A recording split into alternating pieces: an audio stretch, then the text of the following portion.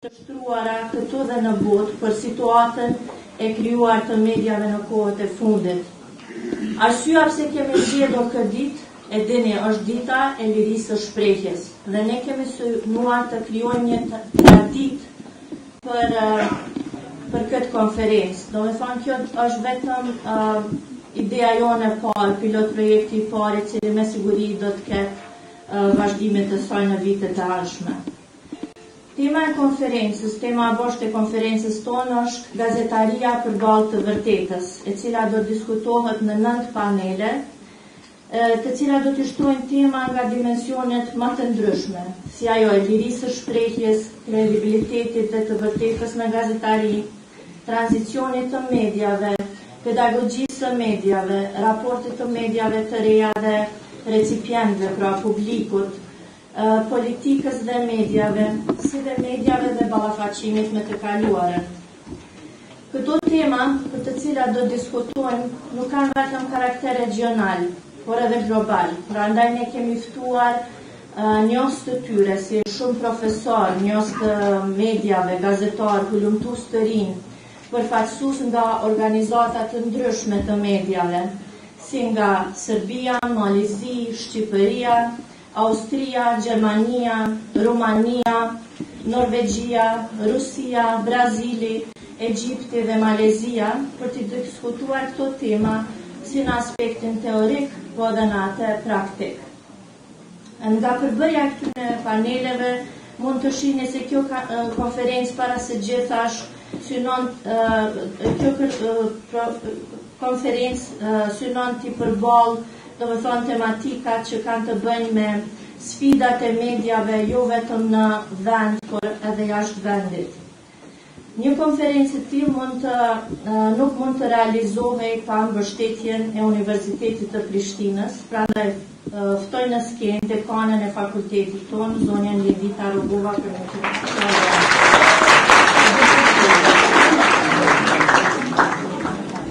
Nderuar pjesëmarrës, të dashur student dhe kolegë. Kjo sallë ku mbahet kjo konferencë sot, në rrethin tonë të filologjikut njihet si salla e seminarit të albanologjisë, një institucion që për 5 dekada me radhë konsiderohet si ngjarja më e madhe shkencore ndër shqiptarë në botë. Shpresoj shumë që dhe Prishtina Media Days të ruajnë këtë traditë dhe një vazhdimsi të tillë në Prishtinë. Asnjëherë në jetën time nuk kam qenë gazetare, por një pjesë të muajit tim të mjaltit e kam kaluar në lokalet e kohës ditore në Tetov, duke e pritur bashkëshortin tim derisa i shkruante dhe i redaktonte tekstet që më vonë do të shpërndaheshin falas për refugjatët kosovar në Maqedoni. Pas vitit 2000, ora kalonte 12 shpeshherë e unë prapë rria zgjuar sepse kisha frikë mos po e harroj derën qelë, e po na hyn ndonjë mysafir i papritur në shtëpi, derisa djali i flinte gjumë, e bashkëshorti im merrej me thyerjen e tekstit të fundit në gazetë. Në tastier ishte jashtëzakonisht i shpejtë, përkthente si vetë tinja kisha zili, por jo edhe për rrezikun e vazhdueshëm dhe jo rrallë edhe për kërcënimet. Po flas nga perspektiva e gruas së një profesionisti në gazetari, punë shumë sfiduese për profesionistë të vërtet të këtij zanati, por shumë atraktive për shkak të impaktit që ky profesion ka në perceptimin e përgjithshëm të vlerave në shoqëri. Atë që kam arritur ta kuptoj deri më tani është se ky profesion, ngjashëm me profesione tjera brenda këtij kulmi, është gjithmonë në kërkim të së vërtetës dhe shpeshherë e vërteta nuk i pëlqen çdo kujt. Sipas organizatës së Kohëve të Bashkuara, 3 maj është një ditë kur të gjithë ne do duhet të promovonim më shumë parimet e lirisë së medjes, të përkrahim pavarësinë e tyre institucionale dhe të kujtojmë gazetarët të cilët kanë rënë në detyrë. Në emër të personelit mësimdhënës të Fakultetit Filologjisë dhe në emër timin personal, ju dëshiroj të mbarë gjithë pjesëmarrësve në konferencë dhe departamentit të gazetarisë posaçërisht shumë suksese. Ju faleminderit.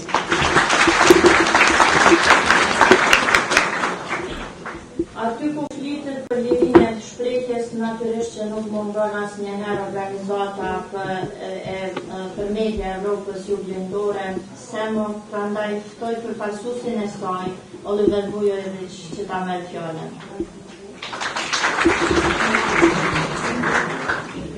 Okay, good morning everyone. First, I would like to say that I'm very glad that so many of you are here. Also, many future journalists, means young students who are will be one day journalists. So I think it's very important on this day, the World Press Freedom Day, to be here. And I think also what's very important, we have the event organized by two partners. On one side, the university, on the other side, the media organization. We have two universities, the Vienna University and the Prishtina University. And this symbiosis of university and journalism is very important because we need good journalists. And I hope that at least 2% of you who are at this university will one day working as journalists. So this day and this event should be also for you a motivation for your future work. Today we have the World Press Freedom Day, what means it's a day when we are thinking a little bit more about the journalism profession, about the fact that journalists are in some country in jail, like in Turkey where we have many journalist colleagues today in jail. We are speaking about a day where many journalists are living under very hard conditions because they have constantly pressure from media owners, from advertisers. The salary, the income of many journalists is on a level in this part of Europe of several hundred of euros, what means you cannot live normally with the money that you earn as a journalist. It's a very hard day also for journalists because we are speaking about problems that journalists have. We are speaking about the fact that in many countries we have journalists who have been attacked, who have been killed. Until today, no one has been arrested. We can take just your neighborhood country, Serbia, where we have still 3 journalists who have been killed and no one was arrested till today. We have cases of a journalist in Montenegro who was killed and still today it's not clear everything about this killing. But also speaking about Kosovo, this situation is not good. I'm not glad when I'm here in Pristina because I'm glad to be in Pristina. I'm glad to be in Kosovo. But speaking about the media situation, there are many problems in Kosovo. And I think this event should help also a little to think about the media future, also how we can help as media people, from international media people, to help that Kosovo improve the media situation. Very important for us are not only the situation in each media, but the general atmosphere. The general atmosphere, it means also solidarity. I'm very much missing here in Kosovo solidarity between journalists. And I think this is something that we have to think about that. But there are also general problems that are not just Kosovo problem. We have the problems in other countries. For example, the public radio and TV. We have the problem, for example, we make a reaction for Bosnia and Herzegovina where we have big problems with the public radio and television and so on. So problems are in any country and I hope that we can use this day, this World Press Freedom Day, to think a little more about the problems and to have some positive energy for the future. I would like to thank also the international guests who came today to Pristina. We have a group of international guests, journalists, experts, professors who are here today. And I'd like to thank especially to our partners of the event. First, of course, I will put the colleagues from the University in Pristina because without the help from the University in Pristina, this event will not take place. We are here in this wonderful room, and I would like to thank 3 ladies staying here, sitting here, Sahadet, Lidita, and Remzia. All are professors. And also I would like to thank to you as students who are sitting here listening to us, and of course our long here friend of CIMO, it's Professor Thomas Bauer, who is coming from Vienna, from the Vienna University. So thanks also, Thomas, that you had the power to come here. And of course I would like to thank also all staff members, the volunteers of this team of the Prishtina University who will work hard and who will work hard also next days. So I would like also to thank everyone from the staff, from the team of Prishtina Media Days. Thanks a lot. Sa herë që dikush shumë ka pyetur për definimin e nocioneve media dhe shkenca të komunikimit, sidomos në debatet e mia me studentë, asnjëherë nuk kam hezituar të them që unë ato dy nocione sublimoj në një person, e ky është Thomas Bauer. Thomas, floor is yours. Good morning. Thank you very much, Remzi. On behalf of the University of Vienna, I'm very happy to be here with you. Thank you for all this kind reception and the work you have done for this Prishtina Media Days at the university here. I'm really happy because we are continuing somehow a tradition. Remzi also already talked about. We started years ago with Istanbul Media Days, with Hanoi Media Days. I was long years ago for Dubrovnik Media Days, and I'm really happy we have now this Prishtina Media Days on a day of the freedom of media, which is, I think, very important. It's not only because the journalist profession is dangerous, it's also because it's very important for this society. And that's why we think the responsibility for the academic education is very high, not only in a pragmatic sense that you know how to do the journalism with classical media or with new media. It's also that we want you to learn to reflect on the society and to see the connection between media communication and society and culture. A society is what its communication is like. That's why it is so important that you think about how can we improve communication, seeing so many problems and difficulties, especially in public communication. That's why I'm really happy that this media days we are arranging, we try to bring together young people, students, and advanced and also already arrived professionals as well, practice and theory, in order to focus on the responsibility for communication in our societies.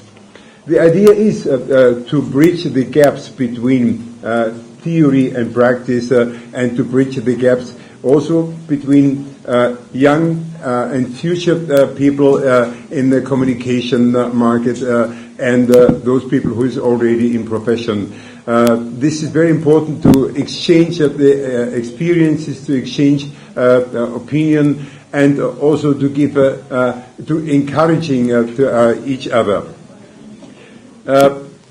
Media studies, as we do it in our universities, media and communication studies, they are not natural sciences just to look at it. It's an intervening science. We have to intervene to the society, and we are part of the social change, of the media change and cultural change of the society, and we know about this responsibility. That's why we have to reflect out of the box of journalism, out of the box of media. We have to reflect that this society, its change, its development, and its changes and challenges.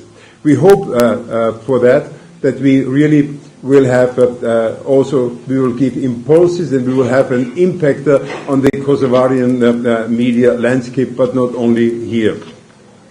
The topic we choose for this year might sound a little bit strange, but I think it's very actual and very important. It's truth and wisdom.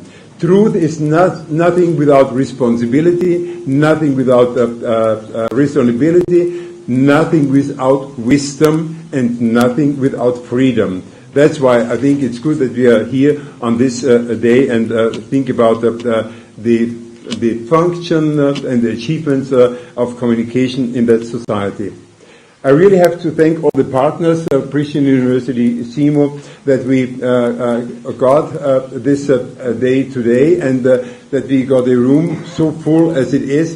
Thank you very much for the students showing their interest. We are doing it for you, as Oliver already said, we are doing it for you in order to give you an idea and an horizon for the future. Thank you very much.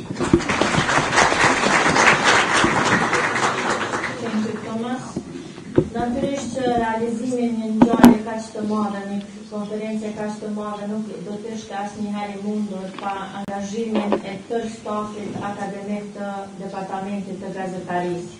Duke filluar nga profesori ynë i njohur profesor Milazem Krasniqi, e deri tek studentët tonë të cilët u angazhuan me plot shenjën për këtë zgjedhje. Natyrisht që fjala e fundit për këtë panel i takon zotit të shtëpisë, shefës e departamentit. Shefe, ke fjalën. Faleminderit Rëzia, shefja e departamentit nuk do ta zgjas shumë, me që besoj që shumica nga ne po presim që të dëgjojmë për atë çfarë kemi ardhur. Në radhë parë, dashta t'ju uroj ditën e lirisë së shprehjes. Dashta të them që presim që kjo konferencë do të jetë vetëm një pikë uji në detin e përpjekjeve të cilat për çdo ditë komuniteti gazetarëve dhe ne komuniteti akademik të cilit merremi me media dhe me gazetarët i bëjmë me qëllim do të thotë që puna e gazetarëve, segmenti i medias në shoqëri do të kontriboj për zhvillimin e shoqërive.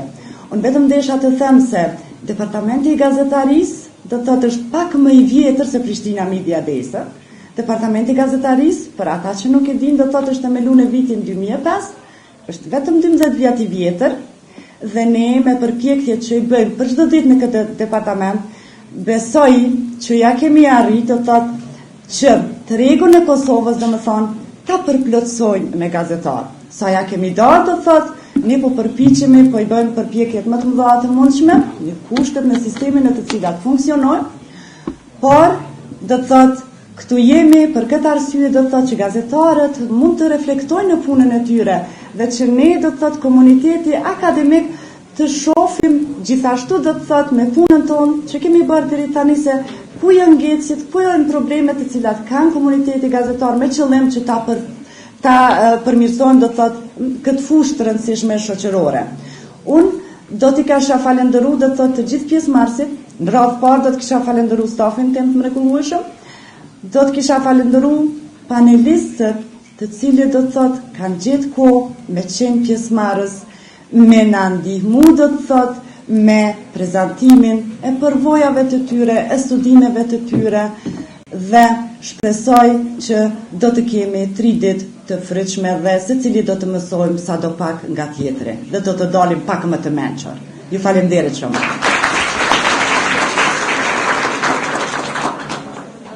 Faleminderit shumë. Besoj që pa humbur kohën është ta kishe vazhduar me njëherë me diskutimet tona. Ftohem zonjën Renate Schroeder që vjen në tavolinë.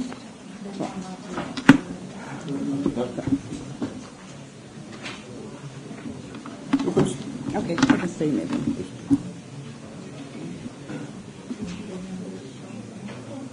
Okay.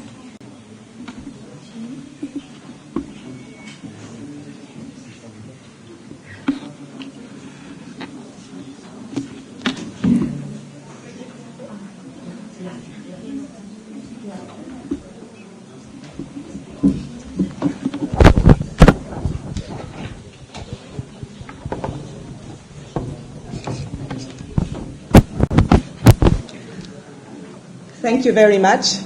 I'm Renate Schröder. I'm working at the European Federation of Journalists in Brussels. The European Federation of Journalists is a federation of journalist unions and associations in all Council of Europe member states, including in Kosovo, and we defend and represent about 320 journalists, both freelance and staff.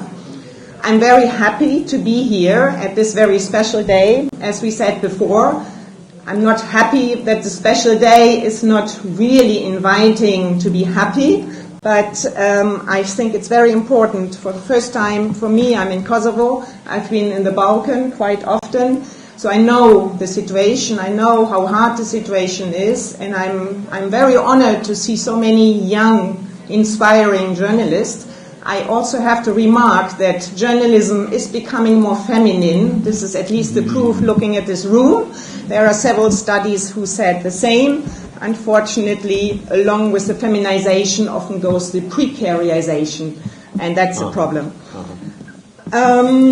As Oliver said, there are 153 journalists in prison today, and most of them, of course, in Turkey, but also one in Macedonia, one in Montenegro.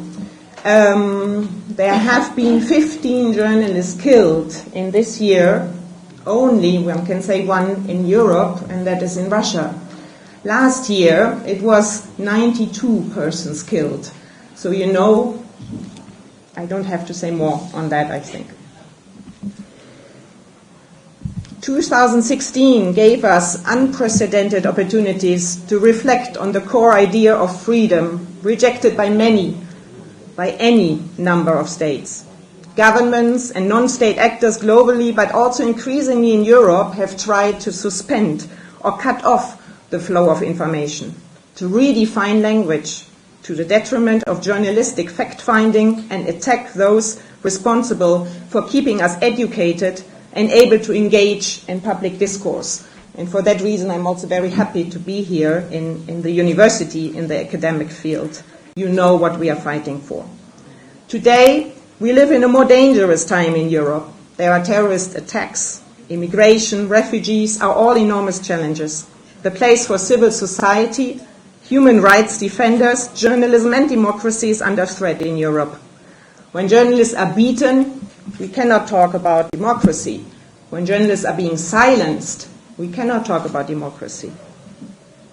Laws are being adopted overnight for more security and less democracy. At the same time, there's a lot of hate and toxic out there. Even some people talk about the balkanization in the media. That's not very nice to say. But journalists who are simply trying to do their job are being targeted like never before. They feel increasingly pressured to follow the dominant nationalistic or national narratives. And populism, as our state press release from our German colleagues just said yesterday, populism is the enemy of journalism.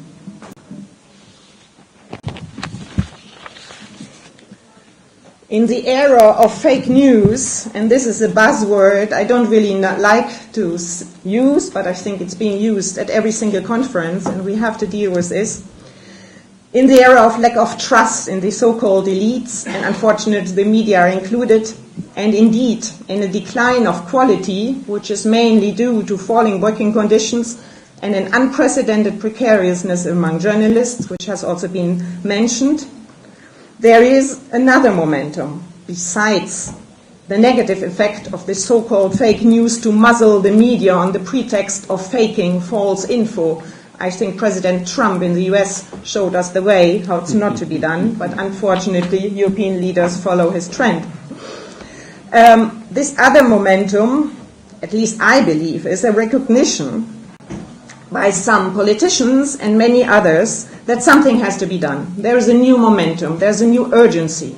Not only journalists, but also media owners, politicians, and the public at large have become victims of a system that no longer provides truth, but ever more misinformation, infotainment, gossip, and propaganda.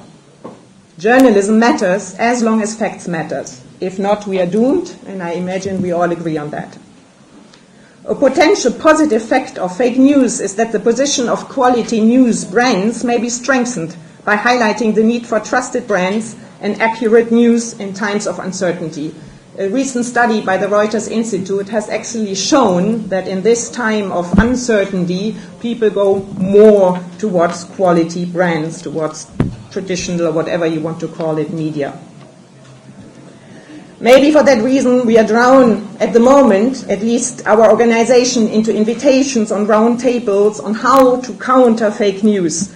And we do not get tired stressing the need for media pluralism, the need for decent working conditions, to have time for traditional verification and validation mechanism, which is ever more important in this 24 hours breaking news ecosystem, where it seems to be more important to get something else quickly than to check the facts.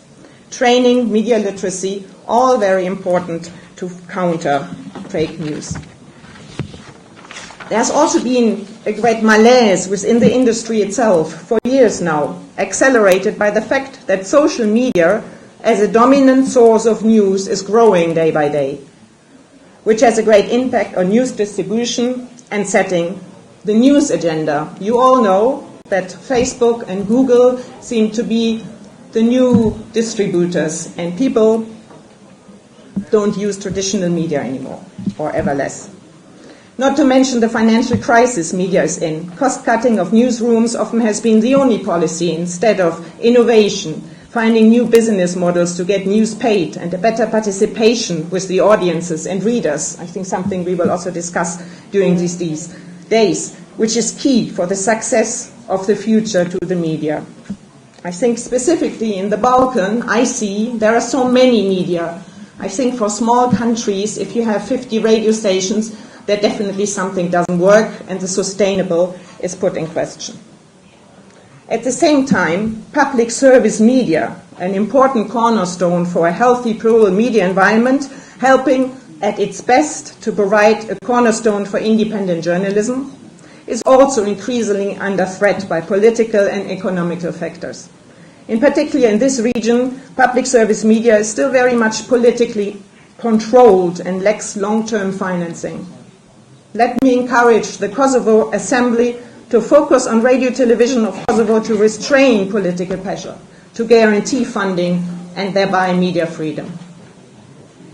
Let me just, in the coming, a few trends I would like to mention.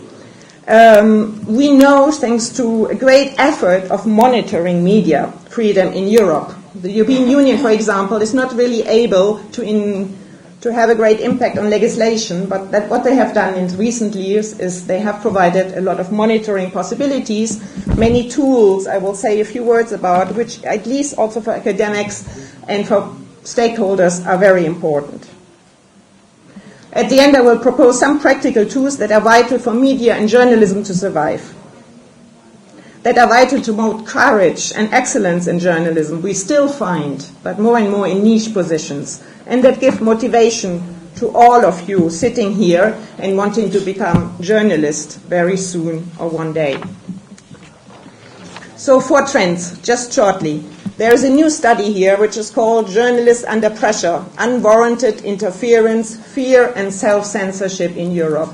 This study has been conducted by the Council of Europe, partnership with the European Federation of Journalists and the University of Malta. And there are almost 1,000 journalists who have replied from the 47 Council of Europe member states. And the main outcome is that almost 70% reported psychological violence, not physical violence, but psychological violence. And that includes humiliation and intimidation by public authorities, but also by private media, by media managers. There are 19% intimidation by media managers, and I think that's also important to mention. In another study, which has been done by the Association of the Western Balkan, including the Kosovo Association of Journalists, 14% of journalists said there has been intimidation by media managers.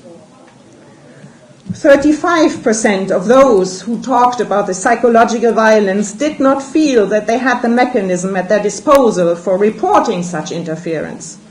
Journalists who were members of a union or association felt more adequately supported. 57% feared they would become victims of cyberbullying, and about 47% of journalists in the Balkan experienced intimidation by political groups.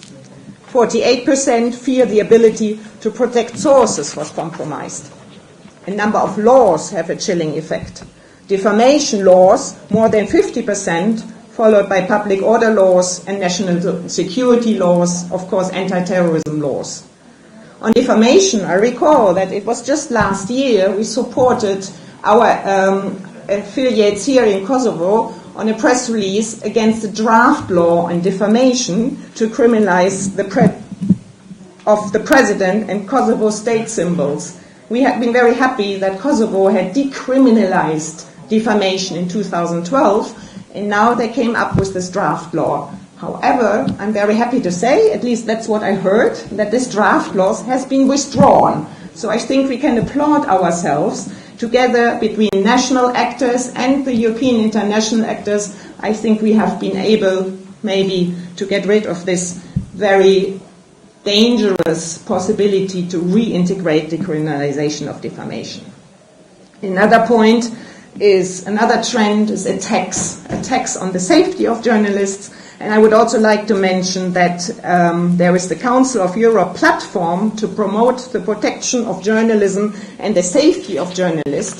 This platform has been launched about 2 years ago, and the EFJ and IFG have been very active in alerting the Council of Member States. There are 288 alerts throughout the 34 countries.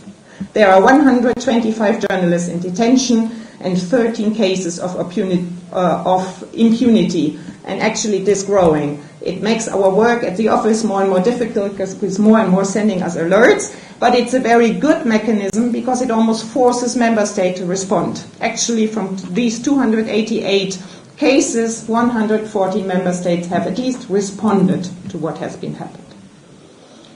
The third trend, and I think it has already been mentioned, but it must be mentioned again and again, is the very problematic case of working conditions.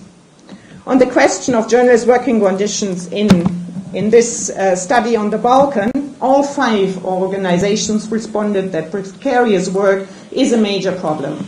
I think I don't have to tell you that about 50% of journalists do not even have a contract. Most of them work really, as Oliver said earlier, under conditions you are actually not able to work. There's no social dialogue, and the unions are very weak, specifically in this region. In hardly any other sector, I think, we can detect such a lack of respect for working conditions. And that, of course, has an impact on quality and trust. For many journalists to survive in their job, many will make a very simple risk assessment and will self-censor their journalism. Last but not least, I just want to notice a clear trend of blacksiding in several European countries in the area of freedom of association. And this is also very important because we need NGOs, we need human rights organizations, but we also need trade unions to be active, to play their active role in civil society. And the fear factor is increasing, the fear factor of either not getting a job or, when it comes to human rights organization, of being sometimes even physically attacked. So what is the way forward? What can we do? What is our toolbox? I think one thing, and that's where we are all here for today, is raising our voices and creating alliances. Alliances are the most powerful tool. Alliances between academics and journalists, alliances within the media, alliances with politicians who may, as I said before, I think increasingly so, realize the importance of good working conditions and quality in media, but also alliances with media organizations who have an interest in quality. We need the active participation of NGOs, we need the trade unions and professional associations, and as said before, we also need more solidarity. I talked about a polarized society, and unfortunately this is reflected by a polarized group within media, but also within journalists. Turkey has always been an example. It's been very tolerized, but I think now, because of the situation, even the Gülen people and the left-wing people start working together. We need that. Dialogue is key, and solidarity is key as well.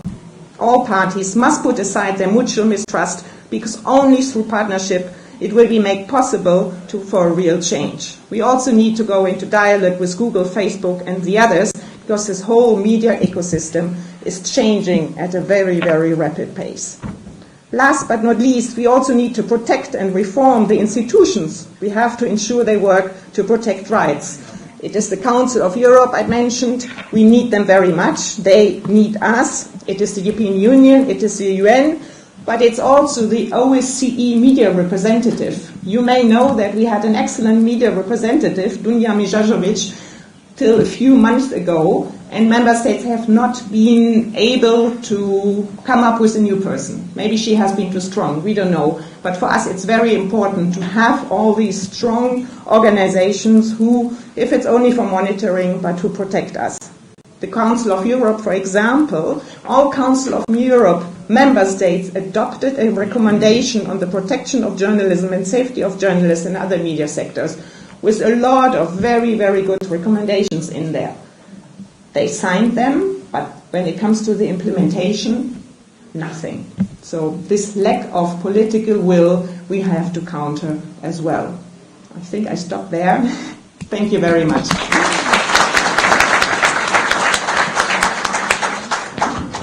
Thank you, Renate, for this very important and interesting speech to emphasize the problems which media, not only in Balkans but all over the world, are facing. I think you raised a great point when you mentioned fake news, which is going to be one of our crucial issues which we are going to discuss in the next panel, the next days. And I think it's very important to be mentioned here in this part of the world, since we know that the sources of this presidential elections came up exactly from this part of the world. And I'm very happy that we have also representatives of media organizations from the country. The Journalist Association representative is here, so this might take this as recommendations as well and take some measures and steps for the further improvements in our media system. I think that it is time for our very first panel for today, the freedom of expression in Southeast Europe. And I would like to invite the panelists and ask you kindly to remove. So Oliver Vujovic is going to be the moderator of this panel. Prishtina from Kosovar Journalist Association. Agron Bajrami from Coadjutorem. Zrinka Bratec Mojezec from Zagreb. Skender Krasnici from Kosovo Press, and Budimir Nicic, Association of Serbian Journalists in Kosovo.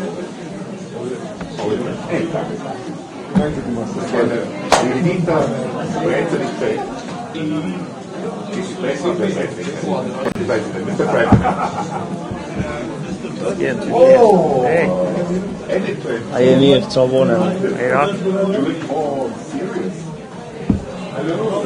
Ej, jesi. Šta radiš? Šta radiš sad? Sad, šta radiš? Protest? Ajde. Protest? Da. Kakvi? 20. 12?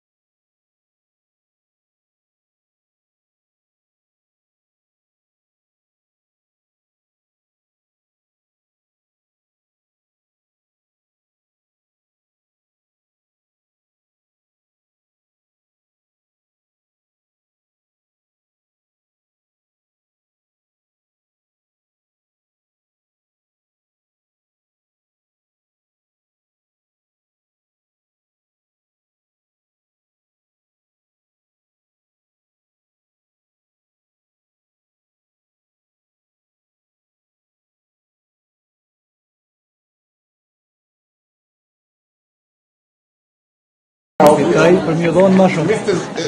Zrinka? Unë fatë e shumë bënja. Ja, krejt se ka, krejt. Se ka përveç aj që dënë një pages shtesë. Shëndetje.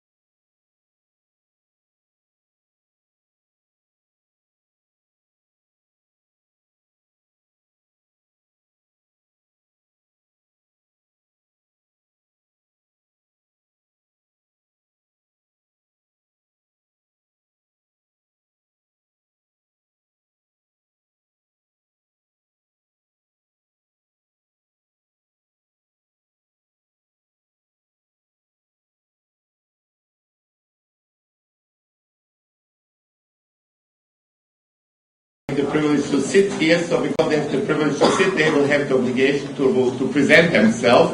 So I will ask everyone just in 2 minutes to present themselves, very short, to say your name, from where you're coming, and so on. So maybe we can start like this. Përshëndetje, jam Shkëlqim Sena, I kryetari I Asociacionit Ndërkombëtar të Kosovës. Përshëndetje, unë jam delegacionist nga Agjencia e Lajmeve të Kosovës.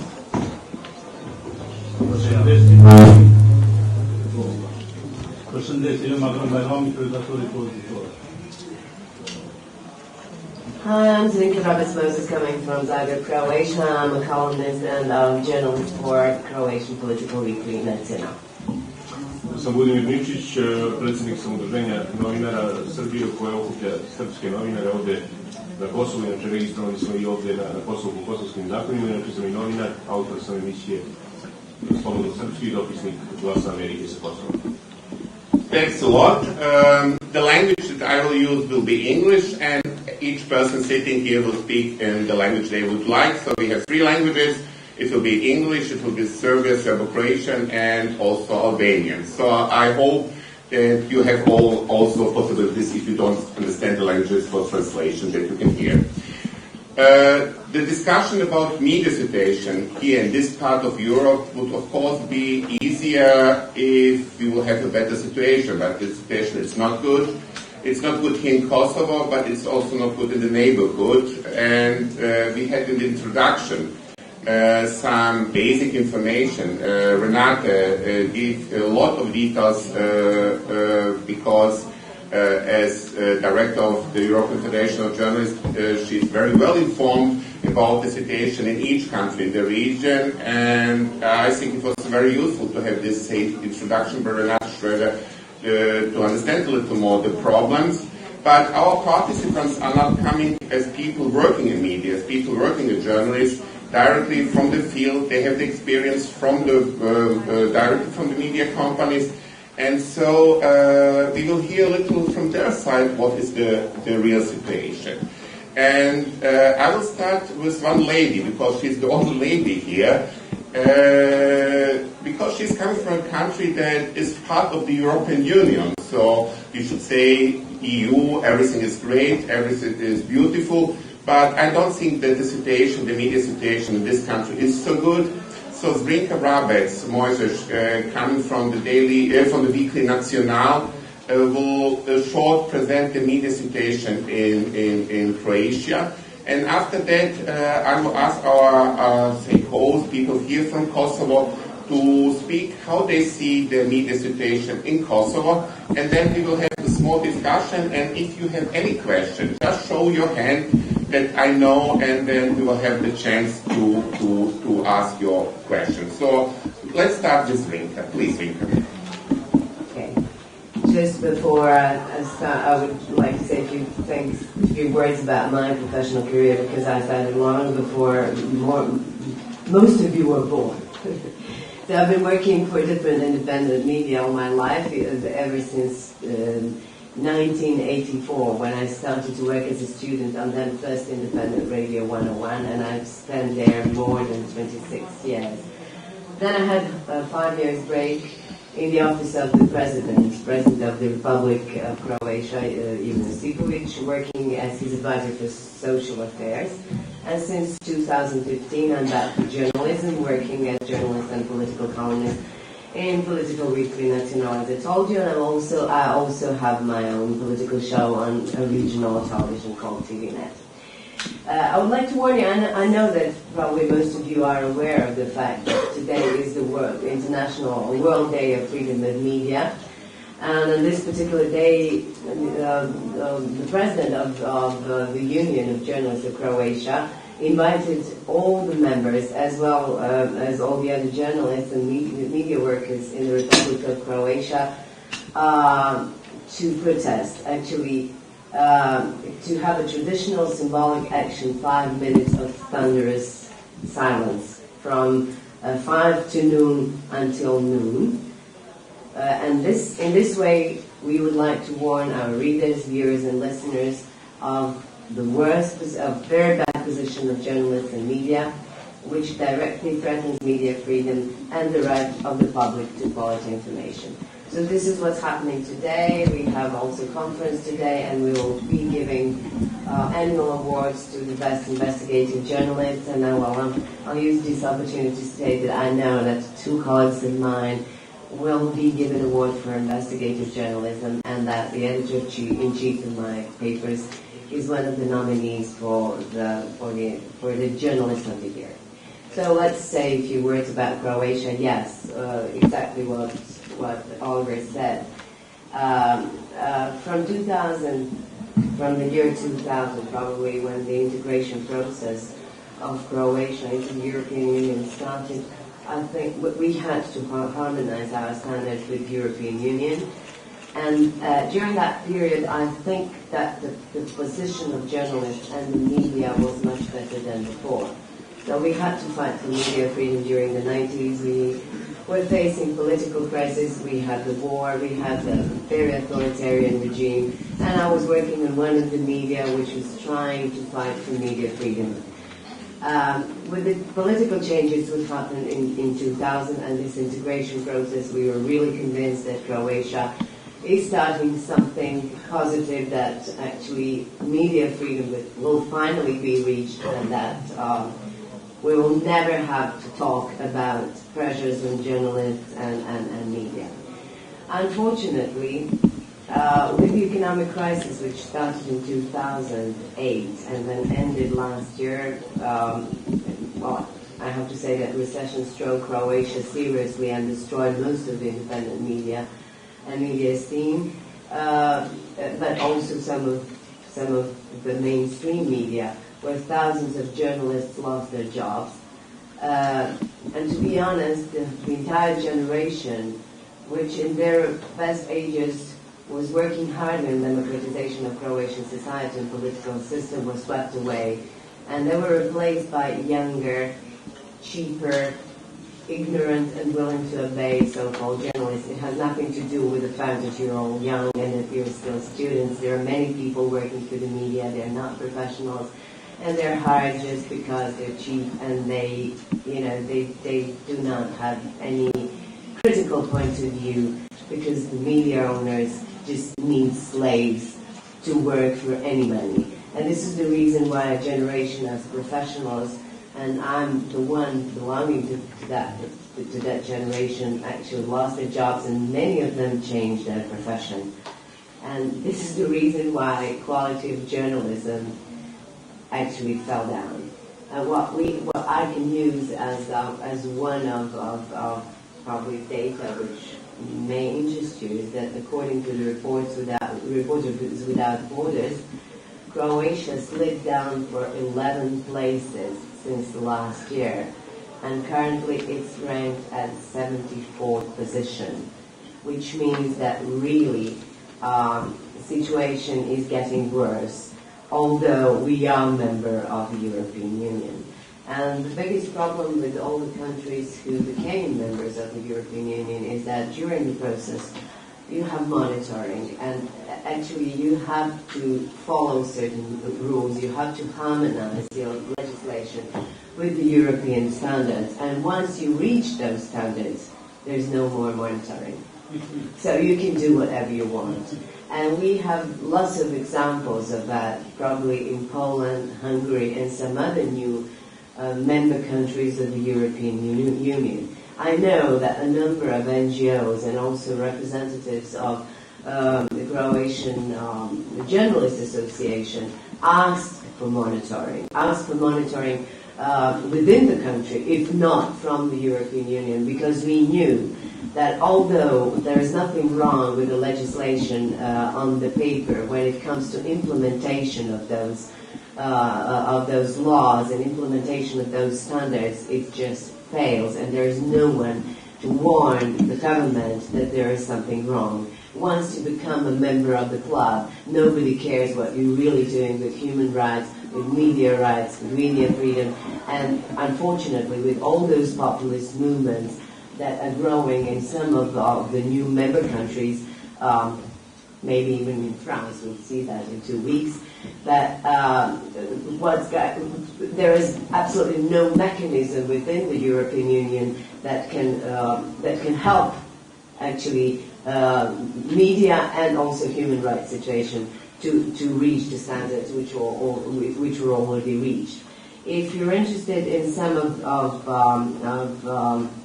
the numbers, well, I can tell you that we had Croatia faced a very serious crisis with the latest government, which actually was replaced by a new government at the beginning of this year, thanks to my magazine, because we forced the previous government to resign.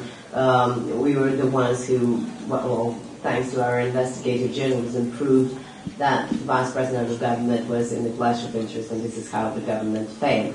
So this is one of the proofs that although there is a great crisis with the media, that media can still do a lot. So you can still change the political scene and political situation, but freedom costs. So if you work for independent media, you have to be aware of the fact that either you won't be employed, or if you are employed, that your wages will be very low, and that your media can lose one of the processes which were constantly in front of, actually running against those independent media, and that probably they will be forced to pay fines which will destroy them in the end. So this is the problem with independent media in Croatia, and this is why there are so few of them who still exist. The other problem, probably the biggest problem with the media, not only in Croatia but also in some other European countries, is so-called public television. Although television is supposed to be public, television is supposed to be independent, and the management of television should be independent from the political party in power, it's never the case. So what we have in Croatia, according to the latest piece of legislation, which was actually passed by the Social Democrat government, which is even worse. If it was passed by a conservative government, then we would understand the reason that it was passed by a Social Democratic government a few years ago. General manager of Croatian television is appointed by the majority within the Croatian parliament, and he has all the power in the world. So he can appoint his editors, he can appoint editors-in-chief, and actually he is controlled by the majority within the parliament, and that's the problem.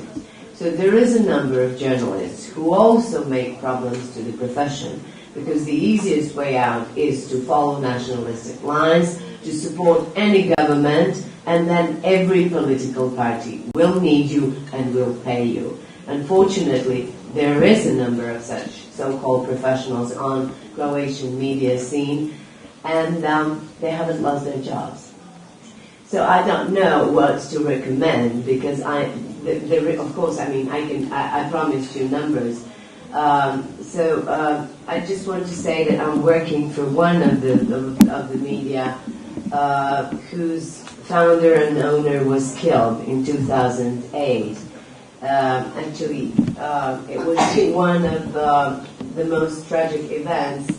It was a cruel assassination of a journalist, which happened in 2008, when the late founder and the owner of the papers I work for, Ivo Bukanic, was brutally killed together with his colleague in charge for advertising, Nikola Pranic. This is a book about his assassination. He was actually investigating tobacco mafia in Montenegro, Croatia, and Serbia.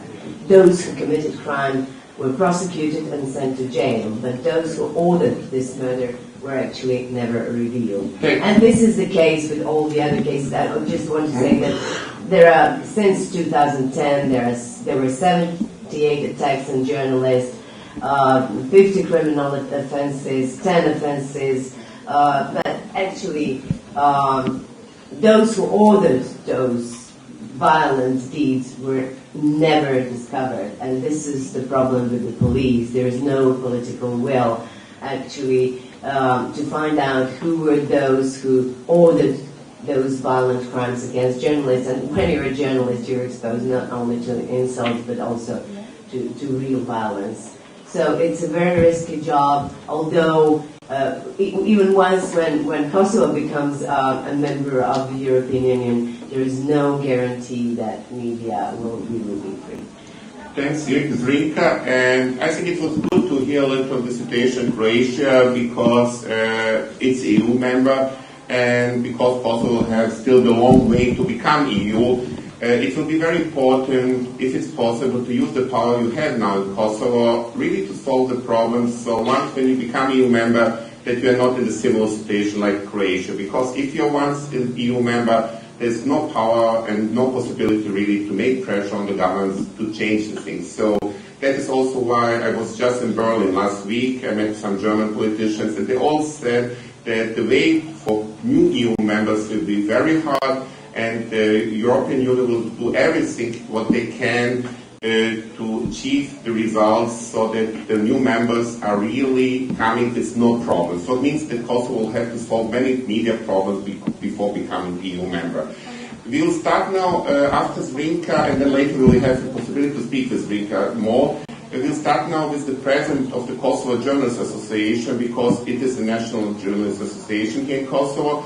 And he will present you a little his view, how he sees the media situation in Kosovo, and what are the main problems. So please. Përshëndetje për gjithë që jeni pranishëm. Normalisht që për shumicën ndryshe jeni prezent situata aktuale sa i përket lirisë mediave dhe situatës aktuale në cilë gazetarët që ushtrojnë profesionin e tyre në Kosovë. Besoj që jeni të njohur me këtë situatë. Megjithatë, me që kemi edhe mysafir ndërkombëtar, kisha filluar vitin 2016 që është një prej viteve që ka karakterizuar situatën më të paqëndrueshme sa i përket lirisë së mediave dhe kërcënimeve që kanë pranuar gazetarët. Më të përmend që gjatë vitit 2016 kemi pasur edhe sulme ekstreme ndaj gazetarëve, siç ka qenë bomba në shtëpinë e drejtorit general të mediumit publik, po ashtu ka qenë një bombë që është hedhur në drejtim të objektit të televizionit publik. Mirë po ka pasur edhe rrahje të gazetarëve, po ashtu ka pasur edhe kërcënime dhe forma të ndryshme të shantazheve që janë shtruar në drejtim të gazetarëve. Normalisht që organizatat ndërkombëtare në raportet e tyre që i bën për Kosovën, vendin tonë renditin jo lashmit. Fatkeqësisht Kosova vazhdon të ketë një liri të pjesshme sa i përket lirisë së media dhe lirisë së shprehjes. Megjithatë, së fundit të gjithë të keni parë një iniciativë të presidentit të Republikës Kosovës, si dhe të Ministrisë së Drejtësisë që të rikthejnë disa ndryshime në kodin penal, përmes të cilave do të penalizohej hyrja ndaj krerëve shtetëror, ndaj organizatave kushtetuese, po ashtu në kuadër të saj do të penalizohet edhe shpifja. Duhet të rikujtoj se në vitin 2012 ka qenë asociacioni i gazetarëve të Kosovës, asë kohë që ka organizuar vjetra protesta, vjetra deklarime publike që të largohen këto rënjene nga kodi penal. Një gjë e tillë është arritur dhe fatkeqësisht sa herë që në Kosovë ka ndryshime apo probleme ndryshme politike, lider të caktuar politike shfrytëzojnë rastin që një forma apo tjetër të kërcënojnë gazetarët. Mirë po duke lënë pas këtë çështje që normalisht është një lajm jashtëzakonisht pozitiv tërheqja e Ministrisë së Drejtësisë nga kjo iniciativë, duhet me i përmend disa nga faktorët që po rrezikojnë lirinë e shprehjes në vendin tonë, lirinë e mediave dhe lirinë e shprehjes në vendin tonë. Faktori i parë konsideroj që është kërcënimet, qoftë verbale apo deklarimet publike të zyrtarëve publik që bëhen në raport me media dhe gazetarët. Kërcënimet nga grupet e vëndshme, të cilat gazetarët shpërndetje përjetojnë këto kërcënime, shumica prej tyre raportohen polici. Kërcënim tjetër përfshin sistemi drejtësisë, gjyqtarët, prokurorët, ndërkohë që kemi edhe rrjetet sociale që së fundi ke shpërndërimi i tyre nga grupet e caktuara e kanë krijuar një situatë jo fort të pavarshme të gazetarëve për të shkruar dhe për të thënë atë që ata mendojnë. I përmendëm disa nga faktorët e jashtëm, por fatkeqësisht tregu medial përballet edhe me një faktor të brendshëm e që janë vetë shtëpitë mediale në cilat punojnë gazetarët. Media të Kosovë kanë probleme jashtëzakonisht shumëta. Problemi i parë që kanë mediat është respektimi i ligjit punës. Kemi shumë pak media, mund t'i përmendim 2-3, ndoshta mund t'i bëjmë 5 media që në një mas tentojnë të respektojnë ligjin e punës dhe të respektojnë të drejtat e gazetarëve. Pjesa tjetër nuk i dhe fare kujdes respektimit të drejtave të gazetarëve. Në ndërkohë që gazetarët ndërkohë reaksi, që shumica prej tyre kanë paqëndrueshmëri financiare, përballen me presion psikologjik, përballen me cenzurë, përballen me shantazhe ndryshme nga pronarët. Në një rëndim të vitit 2016 që ka realizuar stacioni gazetarëve të Kosovës, rezulton se diku një 40% e gazetarëve në Kosovë kanë ndërhyrje të drejtpërdrejta në përmbajtjen që ata prodhojnë së pari nga redaktorët, pastaj nga redaktorët, e shpeshherë, diku në 20% nga vetë pronarët e mediave. Duke ashtu kësaj faktin që në Kosovë disa tjerë dërmuese media udhëheqen nga pronarë që kanë biznese, që merren me veprimtari të ndryshme, siç është shitja e biletave të aeroplanit, apo bizneset të tjera që janë të afërta me politikën. Normalisht që tregu medial në Kosovë kohët fundit është duke u përballur me një kërcënim serioz sa i përket raportimit drejt dhe raportimit profesional. Në ndërkohë edhe vetë komuniteti gazetarëve, vetë mediat kanë probleme të ndryshme. Një prej problemeve kryesore që dominon sa i përket rajonit është rregullimi i mediave online. Kosova në një territor kaq të vogël, në numër kaq të vogël të banorëve, ka dikon patën shuhet që janë mbi 250 media online, e që parimisht shumica prej tyre nuk kanë pronar, nuk kanë kolegj, nuk dihet se kush është redaktori, kush është redaktori, nuk kanë adresa në portalet e tyre. E paketësisht këto portale, edhe pse disa prej tyre janë të përfaqësuara në Këshillin e Mediave të Shkruara, pavarësisht këtij fakti nuk i bëjnë publike se kush janë pronarët ose kush janë redaktorët, redaktorët apo gazetarët. Media se bëjnë në një shkelje, sidomos mediat online, në raport me gazetarët, që është shkelje elementare. Besoj që në asnjë shkrim ju nuk e shihni emrin e autorit të shkrimit. Do të thotë përveç që kemi media parimisht fiktive që nuk e dinë se kush janë, për çka janë aty, normalisht që edhe gazetarët janë viktima të kësaj për shkak se asnjëherë nuk ju shënohet emri në përmbajtjen që ata e prodhojnë. I kisha thyer njerëz sigurisë të gazetarëve, normalisht që një problem shumë i madh është funksionimi i sistemit të drejtësisë. Kosova ka probleme serioze në funksionimin e sistemit të drejtësisë, posaçërisht të gjykatave. Në gjykatat e Kosovës ka me dhjetra, ose qindra raste kur gazetarët presin që gjyqtarët i trajtojnë këto raste. Faktikisht në një takim që kemi realizuar në kuadër me procesit të allokimit me gjyqtarët, takime jo formale, mirë po edhe takime formale, jemi informuar se gjyqtarët shpeshherë hezitojnë që i trajtojnë këto raste.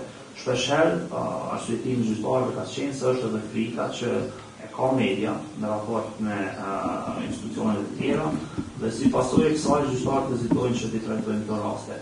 Ne kemi pa raste ekstreme të kërcënimeve apo sulmeve fizike ndaj gazetarëve, megjithatë rastet e tyre ende mbesin në përshtyptar të gjykatave dhe askush nuk dëshiron që të japë përgjegjësi për këto raste.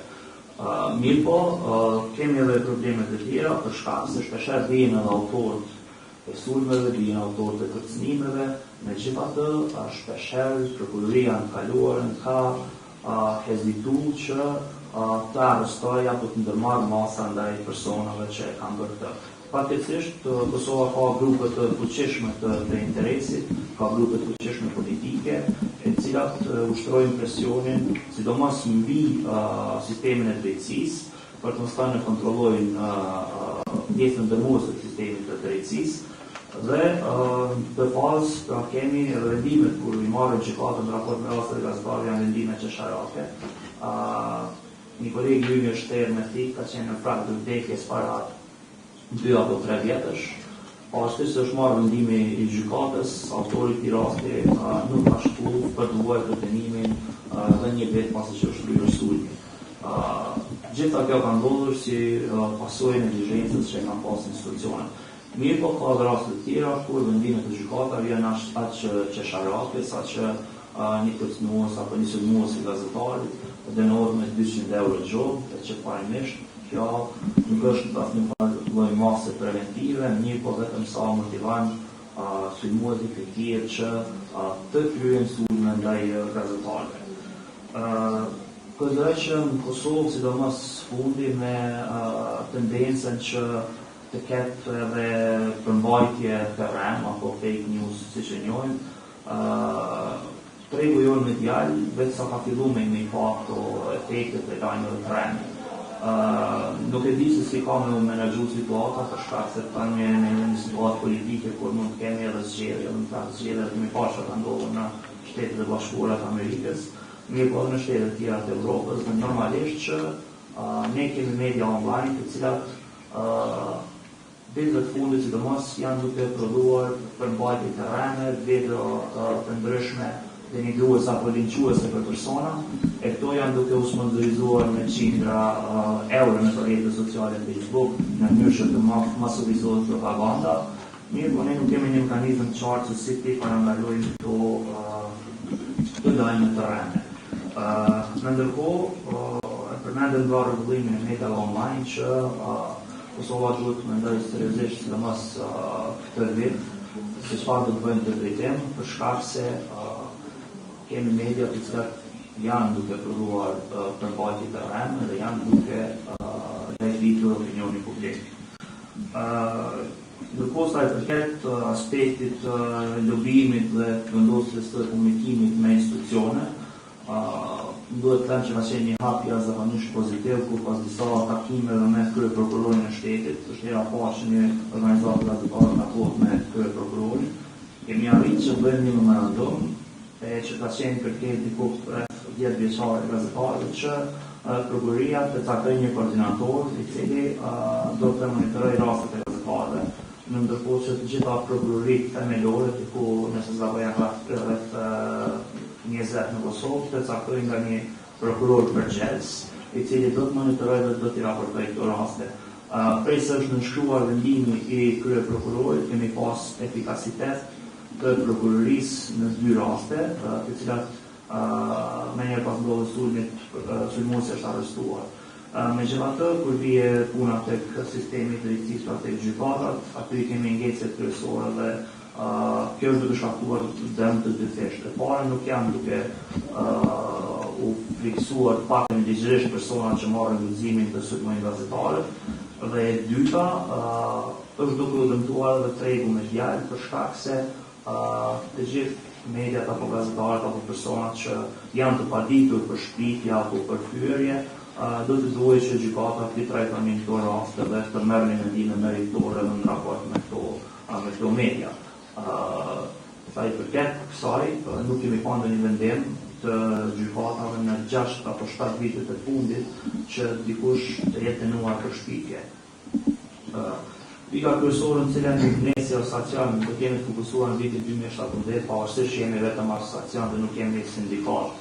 Ne obligohemi apo detyrohemi që të luajmë rolin e sindikatës, së bashku edhe me rekomandimet e Federatës Evropiane të Gazetarëve, duke kemi një fokus të veçantë në tregun e punës. Fundimi duke bërë një ulëmtim të mediave se përket financimit, dhe kemi arritur që të gjejmë detaje interesante se ku shkojnë diku rreth 3 milion të qeverisë së Kosovës dhe çfarë forme shkojnë tek media. Një elemente më të rëndësishme është që shumicën e rasteve këto para që i japin ministrit, institucionet, komunat, shkojnë fare pa tender, fare pa procedurat e rregullta të tenderimit, dhe normalisht që kjo është një indikator shumë i rëndësishëm që institucionet janë përmes shfrytëzimit të paras publike janë duke tentuar të kontrollojnë një pjesë të konsiderueshme të media. E kësaj duhet t'ja shohim edhe faktin që në Kosovë ka ministri që brenda muajit paguan rreth 80 reklama në media të ndryshme. E nëse 80 media marrin nga një reklam nga një ministri e caktuar, kush është ai në film që do të raportojë për problemet apo aferat korruptive në atë ministri. E njëjta praktikë është duke përdorur edhe nga agjencitë e pavara, siç janë korporatat e fuqishme për shembull Posta dhe Telekomi i Kosovës që ka shkrimin ndikim të jashtëzakonshëm, mirë po ka dhe institucione të tjera apo grupet e biznesit që në një farë forme jo të religjore, mirë po janë të kushtuar ndikim të drejt për drejt në përmbajtjen të cilat mediat e prodhojnë. Unë do të ndalësh këtu. Thanks a lot. I think it was useful to start as the president of the Kosovo Journalists Association because I think it was a good overview, especially also for our international guests, to understand a little more the general problems that journalists and media have in Kosovo. And we will continue now according to agenda with the editor-in-chief, who is now for years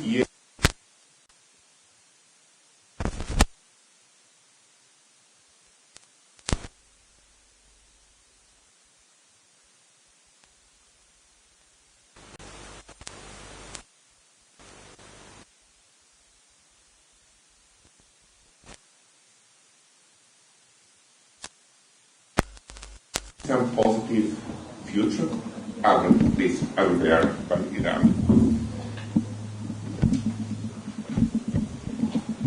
Faleminderit për komplimentet rreth moshës dhe kohës shpenzuar në gazetë, edhe pse është fake news që ata nuk janë si gazetë. Sidoqoftë, para se mu përgjigj në pyetjen që Oliveri parashtroi, doja të falenderoj çfarë Semon për organizimin e këtyre ditëve mediale të ashtu në Prishtinë. Dhe është shumë mirë që këto bëhen bashkëpunim me universitetet, sepse mendoj se një debat mes medias dhe akademisë edhe çështjeve për cilat po flasim për çështjet që lidhen me mediat, rolin e tyre dhe situatën që na përpunojnë, është domosdoshëm, sidomos në këto ditë, sepse thjesht e kombinon përvojën e punës ditore me teori dhe njëra pa tjetrën sigurisht se nuk mund të përmbushin synimin e kjo. Po ashtu më vjen mirë që kjo ndodh në Prishtinë, sepse kemi nevojë për të diskutuar sidomos pas zhvillimeve të kaluara, të cilat përmendin dhe shkencimin. Edhe pse nuk duhet harruar se para se të vinë ditët mediale në Prishtinë, këto kanë qenë në Stamboll, të organizuara nga Semo për disa vite. Tani më në Turqi nuk është e mundur të organizohet një ngjarje e tillë, dhe unë dua ta shfrytëzoj këtë rast që të shpreh për krahjen për gjithë ata gazetarë burgosur vetëm për shkak të punës së tyre, sidomos disa prej cilëve i kemi pasur dhe kolegë dhe jemi mbledhur në përtovimet si të organizuara si nga Sema ashtu nga tjerë, po e përmendi Kadri Gürselin, i cili është ende në Burg, edhe që ka qenë në bashkëpunim edhe me Semën edhe me neve dhe një prej personalitetet që besoj se nuk do duhet të ishte aty ku është sot. Po ashtu po e shprehin një dëshirë që mas disa viteve mos përfundon edhe Kosova si Turqia për shkak se kemi pas ditët mediale këtu.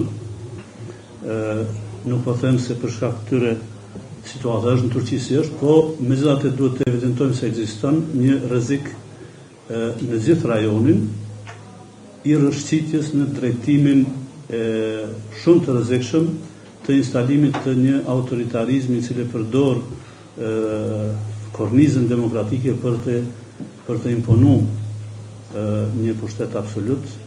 Dhe unë në këtë dritë i shoh edhe tendencat e javës kaluar për të kriminalizuar shpifjen dhe fyrjen. Jam dakord edhe me shqetësimin edhe me parafolsit në fillim se duhet të jemi të kënaqur pse u tërhoq projekt propozimi. Mirë po, më shumë duhet të brengosim për shkak se është hera e dytë që tentohet të imponohet dhe të futet në një mënyrë them ashtu fshehurazi të futet të kriminalizohet shpifja dhe fyrja, që na tregon se elemente mbranda politikës në Kosovë e shohin këtë si drejtim të duhur për ta, vetëm se nuk po mund ta zbatojnë se po ka rezistencë. momentin kur neve na zëgjumi dhe nuk do të rezistojmë, ata do ta bëjnë. Dhe kjo është problemi mendoj i madh. Kur e kanë arsyetu idenë për të kriminalizuar shpifjen dhe thyrjen e simboleve dhe institucioneve, Ministria e Drejtësisë tha se kemi marrë model Gjermani. Dikush që nuk ka njohuri profesor mundet me mendu se ne të gjitha aspektet e kemi kopju modelin gjerman, ka mbet vetëm mediat, edhe vleria e shprehjes edhe fyrja mu marë ligji gjerman, edhe ne do të bëhemi një Gjermani e vogël në Ballkan. Çka dua të them? Para se të marrin model për që jep mundësi represive, duhet ta marrin për model Gjermani për shembull për liri apo për pavarësi të gjykatave, për sundim të ligjit, për llogaridhënie të politikës, për përgjegjësi institucionale, kur ti plotësojmë gjitha ato, ndoshta edhe do të mund të flasim për ide të tilla. Në kohën kur propozohen ide për të kufizuar lirinë e shprehjes në këtë mënyrë nga institucionet të cilat nuk kanë treguar llogaridhënie për vete, atëherë mendoj se ka shumë arsye jo vetëm mediat, por edhe qytetarët e thjesht të ndjehen të brengosur, sepse mund të vijë shumë shpejt dita kur çka do që mendon apo thua mund të kushtoj me një padi, akt akuz dhe eventualisht të burgim, nëse lejojmë një gjë të tillë. Dhe mendoj se sot kur shënojmë ditën e lirisë së shtypit, duhet më shumë të përqendrohemi në këtë aspekt. Unë jam dakord të flasim edhe për problemet që ekzistojnë brenda mediave. Mirë po mendoj se sot duhet të theksojmë nevojën që mediat të jenë të lira, madje edhe kur e kanë gabim. Njeriu ka drejt të mendoj edhe nëse mendon gabimisht. Dhe ka drejt ta shprehë atë mendim. U përmend termi fake news, edhe është sigurisht një term në trend global tashmë prej zgjedhjes së presidentit të Shtetit Bashkuar të Amerikës. Mendoj se nëse hyni në rrjetet sociale me fake news do të gjeni në 10 ndoshta kërkimet më të popularizuara vazhdimisht është. Mirëpo, unë mendoj se fake news nuk është asgjë. Mund të duket më dramatike për shkak të teknologjisë me cilën ne veprojmë sot, për shkak të mundësisë që secili individ të depërtojnë kudo në botë, domethënë qasjes globale. Mirëpo fake news nuk është asgjë tjetër përveç se një dezinformant, një propagandë. Këto kanë ekzistuar prej se ekziston, mund të them, edhe politika. Problemi me fake news nuk është që ato ekzistojnë, sepse po them kanë ekzistuar. Problemi është që duhet të shtrohet pyetja kush po i prodhon ato. Edhe me çfarë arsye? Cili është qëllimi? Nëse flasim për Kosovën, edhe kjo prej përvojës tonë tash, këto pyetje nuk po shtrohen. Nuk po shtrohet pyetja kush qëndron mbrapa një lajmi të rrejshëm, i cili evident se e ka një qëllim, qoftë për të denigru dikën, qoftë për të përkrahur dikën, qoftë qëllim politik, qoftë qëllim për një interes ekonomik apo tjetër fare. Mendoj se është esenciale të shtrohen këto pyetje sepse prodhuesit e lajmeve të rreme nuk janë gazetarë. Dhe këtu është çelësi i them ashtu ndarjes së atyre që gazetarinë e shohin si profesion të vetin, edhe atyre që në gazetari futen, infiltrohen, kisha me thonë, për interesa tjera. A janë ato interesa veç thjesht financiare apo janë interesa politike, ndoshta është më pak e rëndësishme, por e rëndësishme që të përcaktohet ajo vija ndarëse. Dhe mendoj se kur përcaktohet ajo vija ndarëse, atëherë do të mund të flasim shumë më lirshëm edhe për standardin medial. Standardi medial ekziston në Kosovë, bile unë mund të thonë se ekziston në disa aspekte shumë më i mirë se sa në një pjesë të madhe të shtetit të rajonit. Nëse shkojmë dhe shohim në Serbi, situata me mediat është dramatikisht më e keqe se në Kosovë. Në Maqedoni e kemi një situatë edhe politikisht krizës, po ku mediat janë pjesë aktive e krizës. jo e raportimit të saj. Kemi probleme në Shqipëri, na në Kosovë kemi mundësimi për cilë televizionet e dyne dhe shohim atë ndarjen politike ku po thuja nuk ekziston medium, se nuk është hapur i rreshtuar në krah të një partije. Këto pra janë problemet me cilat ballafaqohet i gjithë rajoni dhe ku Kosova nuk është në pozitën më të keqe, ani pse në këto indekset, sigur të reporterëve të pakufi na dalim dikon ma keq se Serbia apo Bosnia apo Shqipëria, nuk jemi më keq. Prandaj edhe në fort nuk i marr bash 100% ashtu qysh raporton këto vlerësimet që bëhen për situatën e lirisë së mediave. Dhe në fund që ta përmbylli dhe përshpesi që mundemi me diskutu, është me rëndësi me identifikua dhe problemin tonë të mbrëmshëm kryesor, si media, si komunitet. Dhe ai problem vjen nga politika. Ai vjen nga një politike cila synim e ka me i kontrollu mediat, dhe atë përpjekjet vetën e bën qoftë përmes presionit apo joshjes financiare, qoftë përmes infiltrimit, do të thonë ose të krijimit mediave që punojnë për një politik apo një parti apo një politikan, e që prezentohen thua se janë të pavarura, ose përmes legjislacionit. Dhe mendoj se ata që gazetarin dhe lirinë e shprehjes të ke fundit e konsiderojnë si një prej themeleve të çdo demokracie, e këtë e thënë jo pse e mendojon, po për shkak se kjo rezulton prej çdo kushtetute të një shteti demokratik këtu nis prej Amerikës e deri në Evropë, një prej themeleve të kushtetutës demokratike të secilit vend që është demokratik është edhe garantimi i lirisë së shprehjes edhe i medias.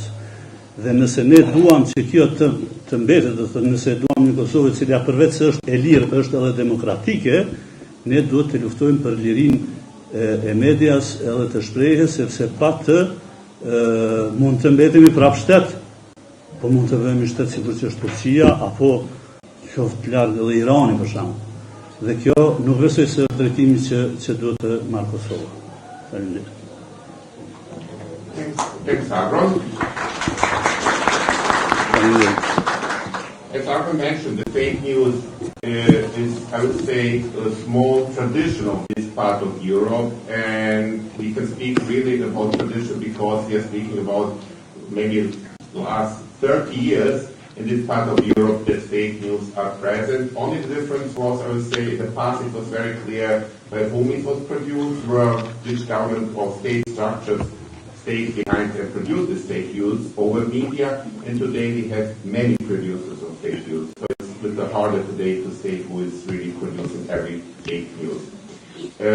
We are continuing with journalists, long-term journalists here in Kosovo, who is also founder of one of the first news agencies in this part of Europe. I think one of the first because we had a lot of state news agencies that function in this part of Europe, but in the 90s there started many new news agencies to function, and one of these new news agencies is Kosovo Press, one of the first, and the co-founder and director Skender Prishtina is sitting here. So I will ask Skender to present his view about the media situation in Kosovo, and especially for news agencies, what are the problems in the daily work. Skender, please. Faleminderit për ftesën për organizimin së ngjarjes së votën në qytetin e Prishtinës. Unë do të shoh më shumë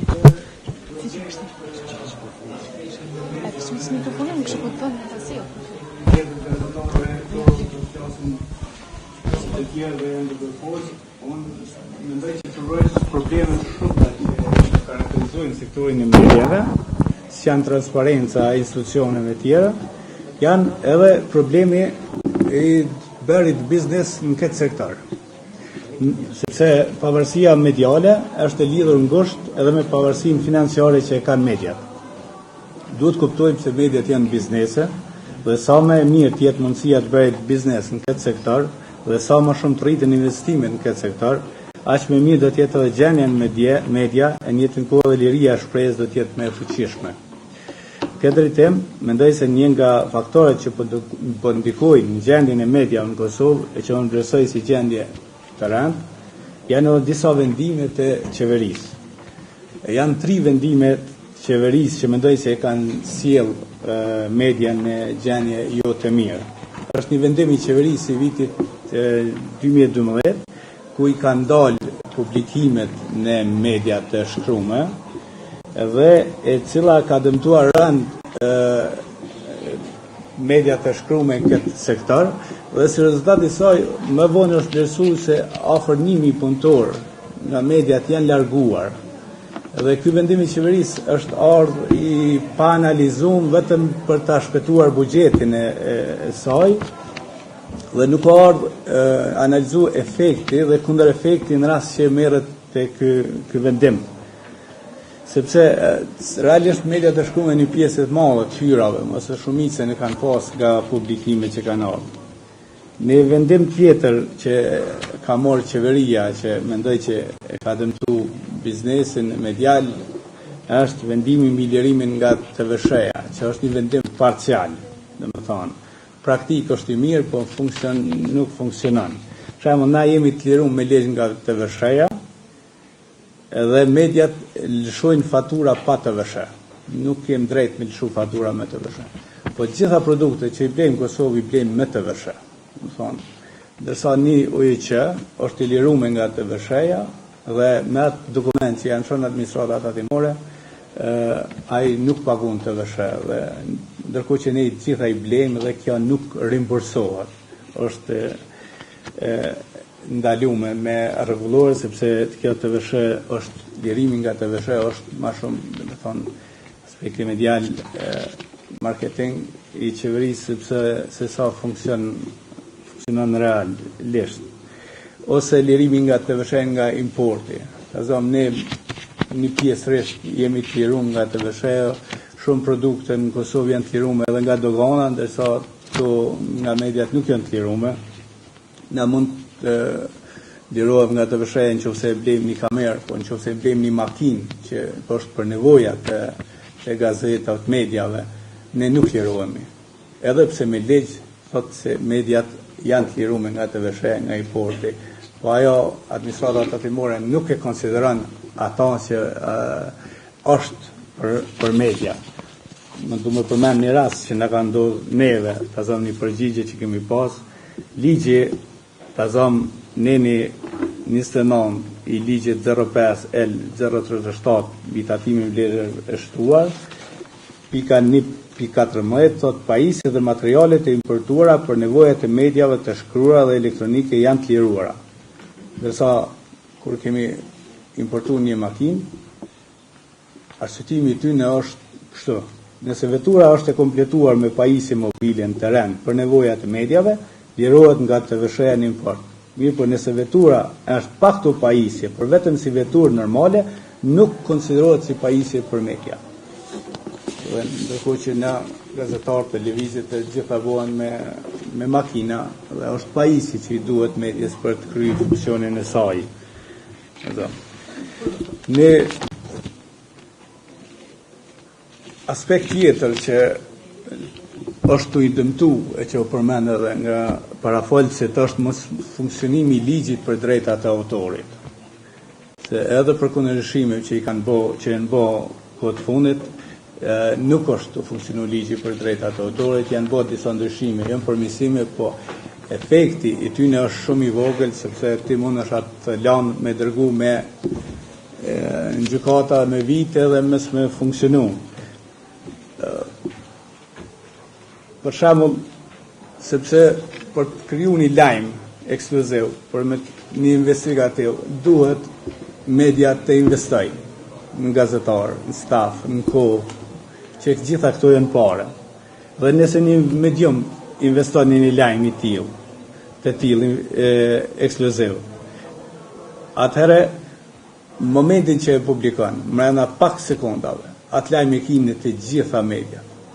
Dhe ai faktikisht investuesi, media që ka investuar me java, me muj, nuk e kthen atë investim, sepse mediat nga shikueshmëria jetojnë nga marketingu të hyrave dhe këto të hyra nuk i kthehen sepse atë lajm e kemi mbrana pak sekonda në të gjitha mediat dhe fuqia e investimit që ka bërë mediumi është e vogël, nuk kthehet dhe pastaj mundësia që ai medium me investu prap lajme investigative është shumë e vogël financiarisht. Shembull bëhet bujë shumë e madhe, gjinen të produkte false dhe dalim na i përcjellim që është një produkt është gjetë fals, ndërkohë që nëse na e deklarojmë një produkt që lajm që ose intervistë ose ekskluzive që është vjedh, nuk reagon prokuroria, nuk reagojnë institucionet ashtu si edhe shkelqimi është një frikë gjyqtarëve se mu morë me media dhe kjo me vite. Na kemi lanë që shkojnë 5-6 vite, 7-8 vite dhe viç kalojnë pej gjykatësit në gjykatës.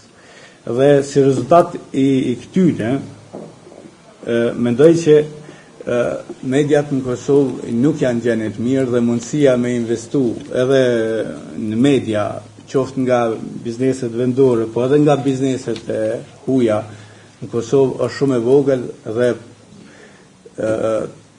edhe përkundër që kemi investimet e mediave evropiane në Shqipëri, në Maqedoni, në Malzi, në Serbi, në Kroaci, nuk e kemi asnjë investim të këtyre mediave në Kosovë. Dhe mendoj që kjo është pasojë e mos funksionimit të ligjeve të mirëfillta në këtë drejtim. Edhe mendoj që në këtë drejtim pak fajtor jemi edhe ne si media, sepse nuk reagojmë në nivel dhe mendoj që ka shoqat gazetarëve, ka shoqat të ndryshme, por nuk ka shoqat të mediave dhe të pronarëve që të interesohen më shumë për ndryshimin e këtyre ligjeve dhe funksionimin më të mirë të ligjeve në Kosovë. Unë kaq pota, faleminderit shumë. Thanks a lot, Skander.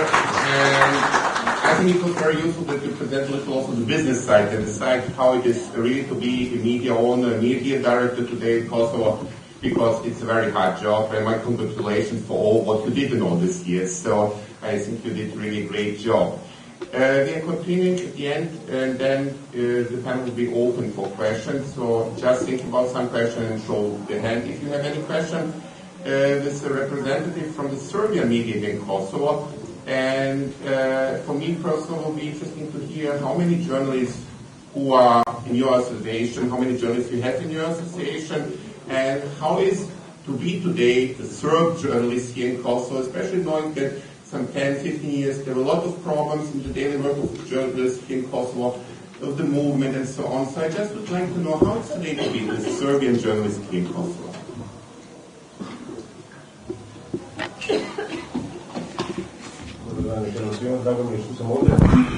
Naše udruženje, inače, ovdje na Kosovu broji 120 članova, inače imamo mnogo više novinara i medijskih radnika i inače imamo i mnogo više, dosta medija ovdje, mislim i previše na ovako malom prostoru, postoji 25 srpskih radiostanica, 6 televizija i nekoliko 5-6 portala, što mislim da je za ovako mali prostor ipak previše. Imamo recimo situaciju gdje u 2 sela imamo 4 radiostanice.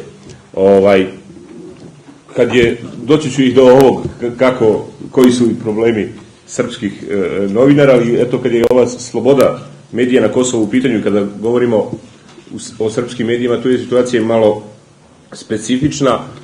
Prvo, većina srpskih medija, kad kažem većina, mislim na zapravo te lokalne, privatne i nekoliko regionalnih medija, nikad nije bilo u težem ekonomskom položaju. Oni uglavnom svih ovih godina opstaju kroz nekakve male projekte, kroz nekakve donacije, uglavnom od međunarodnih organizacija, i ta podrška iz godine u godinu je sve manja, posebno proteklih nekoliko godina, odnosno nakon ovog briselskog sporazuma, kada se sve nekako usmerilo na sever Kosova, pa i ta podrška medijima od strane tih donatora ide tamo, iako se 90% tih srpskih medija nalazi ovamo južno od Ibra. Smanjenjem zapravo te podrške finansijske medijima smanjena je na neki način i ta medijska sloboda, a posledice su, ne znam, autocenzura, pad etičkih standarda, otpuštanje radnika, odnosno siromašenje medija. Opšte je poznato i ovde smo i čuli da tu medijsku slobodu zapravo guše ekonomski i politički centri moći, međutim kad su srpski mediji u pitanju, oni su dobrim delom, bar kad su ovi ekonomski centri moći u pitanju, privilegovani, zato što ekonomski centri moći jednostavno i ne postoje. U srpskim sredinama nema te privrede, nema ekonomije, nema jakih privrednika, tako da nema ko ni da se reklamira na medijima i, kao što reče kolega Skender, mediji žive od gledanosti. Srpski mediji, nažalost, ne žive od gledanosti. Opet kažem, tog marketinga nema. Albanske kompanije se, nažalost, ne finansiraju, ne reklamiraju, ne oglašavaju kod srpskih medija. Razlog ne znamo koji je. I, znači, kao što rekao, sa druge strane postoje i nekoliko medija koji uglavnom imaju stabilne budžete, a to su mediji koji se finansiraju iz budžeta, bilo kosovskog ili budžeta iz Srbije. Ovaj koji se finansira iz kosovskog budžeta, to je RTK 2, kanal na srpskom jeziku u okviru javnog servisa Kosova, i mi godinama, evo i ove godine ću da ponovim, i u udruženju, a i verujem većina Srba smatra da to nije ono što Srbima pripada po ustavu Kosova, ranije i po Ahtisarijevom planu, jer nama pripada nezavisni TV kanal, a ovo što su Srbi dobili u okviru javnog servisa Kosova, odnosno RTK 2, to ni u kom slučaju nije, ali naravno mi podržavamo taj kanal, imamo pravo da se interesujemo i za rad tog kanala, jer su to javne pare, to su pare, odnosno sredstva svih građana Kosova, tako da svako, pa i mi, imamo pravo i da se interesujemo i da kritikujemo i da hvalimo rad tog kanala. Ono što, kad govorimo o toj slobodi medija, kao što rekao, u ovim privatnim medijima, oni su delimično zapravo i slobodni, jer obično se kaže odakle je, što je veća daljina, odakle dolaze sredstva finansijska, to je veća i sloboda, dok za ove medije koji se finansiraju iz budžeta, bilo kosovskog ili srpskog, mislim da kod njih postoji, to govore i izveštaji i Evropske komisije poslednjih godina, o napretku Kosova, da je RTK pod uticajem i politike i vlasti i tako dalje. Ne znam da li ovaj srpski kanal spada u tu kategoriju, ali generalno kad se govori o javnom servisu, mislim i o medijima koji se finansiraju iz budžeta, mislim da te naše kolege i jesu pod pritiscima. Mi kao udruženje nikad nismo dobili zapravo do sada zvanično da postoje ti pritisci, cenzura i tako dalje, ali što je i logično, jer taj neko će verovatno snositi posledice, ostaće bez posla ili slično ako izađe u javnost i to kaže. I ono što je zapravo po meni najveće zlo koje guši slobodu medija u srpskim medijima je zapravo ta autocenzura, odnosno mi sami novinari, odnosno mediji, i taj trend je nažalost iz godine u godinu sve veći.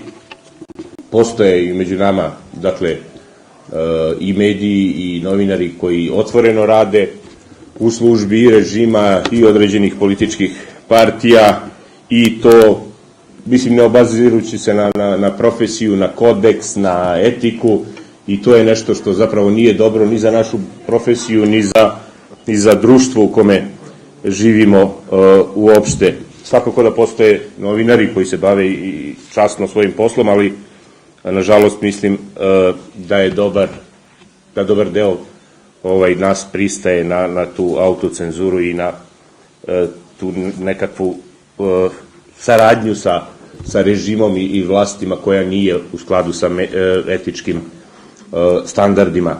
Što se generalno problema srpskih novinara tiče, još uvek postoji problem u kosovskim institucijama, a ponekad i u međunarodnim, kad je, mislim, na događajima koji se organizuju gde nemamo prevod na srpski jezik, iako je Ustav Kosova srpski jezik službeni jezik na Kosovu. Kad su napadi na novinare u pitanju, mislim da smo u proteklih godinu dana nekako možda malo i podigli tu svest o tome, o nasilju nad novinarima, pre svega uz podršku OEBS-a, i ja i kolega Škeljićem smo imali sigurno 10 debata, tribina, nekakvih akcija gde smo govorili o tome, imali smo sastanke i sa tužiocima, sa policijom, medijske kampanje smo isto vodili, tako da je, kad su srpski mediji u pitanju, u proteklih godinu dana bio samo jedan napad, da kažem, na srpske novinare. Radi se o fizičkom napadu u Obiliću kad je napadnuta jedna ekipa, dok recimo pretprošle godine smo imali 7 napada na srpske novinare i medijske kuće, i naravno ništa od toga do danas nije rešeno. Takođe imamo ovde, Oliver je na početku samom pomenuo ubijene novinare u Srbiji i Crnoj Gori, međutim mi ovde imamo, ne znam da li ste znali, 13 ubijenih novinara u poslednjih 18 godina, od toga je 7 srpskih i 6 albanskih. Doduše, mi novinare ne delimo ni po nacionalnosti, ni po verskoj osnovi, kao što ne delimo ni te ubice i kidnapere. Od srpskih novinara 5 se još uvek vode kao nestali, 2 su ubijeni, i do danas apsolutno od tih 13 slučajeva nijedan nije rešen, i što je najgore, svega se za 2 slučaja samo vodi istraga, svi ostali slučajevi drugi su zatvoreni. Tu odgovornost, kao što i sami, verujem, znate, prebacuju jedni na druge, pošto ovde imamo nekoliko tih sistema i organizacija koji su se bavili time, počeo od Kvora, Umnika, Euleksa, domaćih institucija, pravosuđa, policije i tako dalje, i sve je to nekako vrzino kolo gde odgovornost prebacuju jedni na druge i nema rezultata. Eto, ja neću više da dužim, uglavnom je sve rečeno, i samo da još kažem da bi o ovoj temi trebalo da pričamo malo češće svi mi, jer problemi očito postoje, a mi se njih setimo jednom godišnje kad je 3. maj, i mislim da je to malo. Hvala. Thanks a lot. One question to Budimir Tuskelčin. Yes, how is the cooperation between two associations? Do you cooperate regularly or not?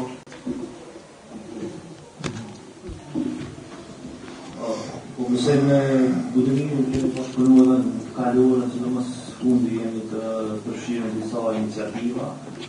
Një për iniciativa kryesore që jemi partner të participueshëm është kërkesa në raport me institucionet për zbardhjen e vrasjes të 12 gazetarëve në Republikën e Kosovës që ka ndodhur nga viti 2000. Së bashku me organizatën që e drejton Budimiri, kemi diskutuar disa herë për të pas takime të veçanta, ashtu kemi pas reagime publike në raport me punën e institucioneve sa i përket zbulimit të tyre vrasjeve. Mirë po jemi të përfshirë në disa iniciativa të përbashkëta që normalisht ekziston një bashkëpunim. Okay. Thanks. Is there some questions from the audience? Okay, someone more, you can use now the chance, show your hand if you have a question. If not, then we'll continue with the discussion. Okay, one question, please. I know this is not the place because I'm the host and I should not be raising questions maybe. It's the morning session and always somebody should start, so that's your obligation to do it. Yes, I'll continue in Albanian. Nuk desha ta replikoj Budimirin, mirë po në shumë konferenca tjera që janë marrë në Kosovë, disa herë kam vënë të thënë në tekst që mediat sërbe në Kosovë asnjëherë nuk i respektojnë fillimisht kushtetutën e Kosovës. Të thonë, në shumicën e mediave sërbe, nacioni që përdoren për Kosovën është Kosova dhe Metohia.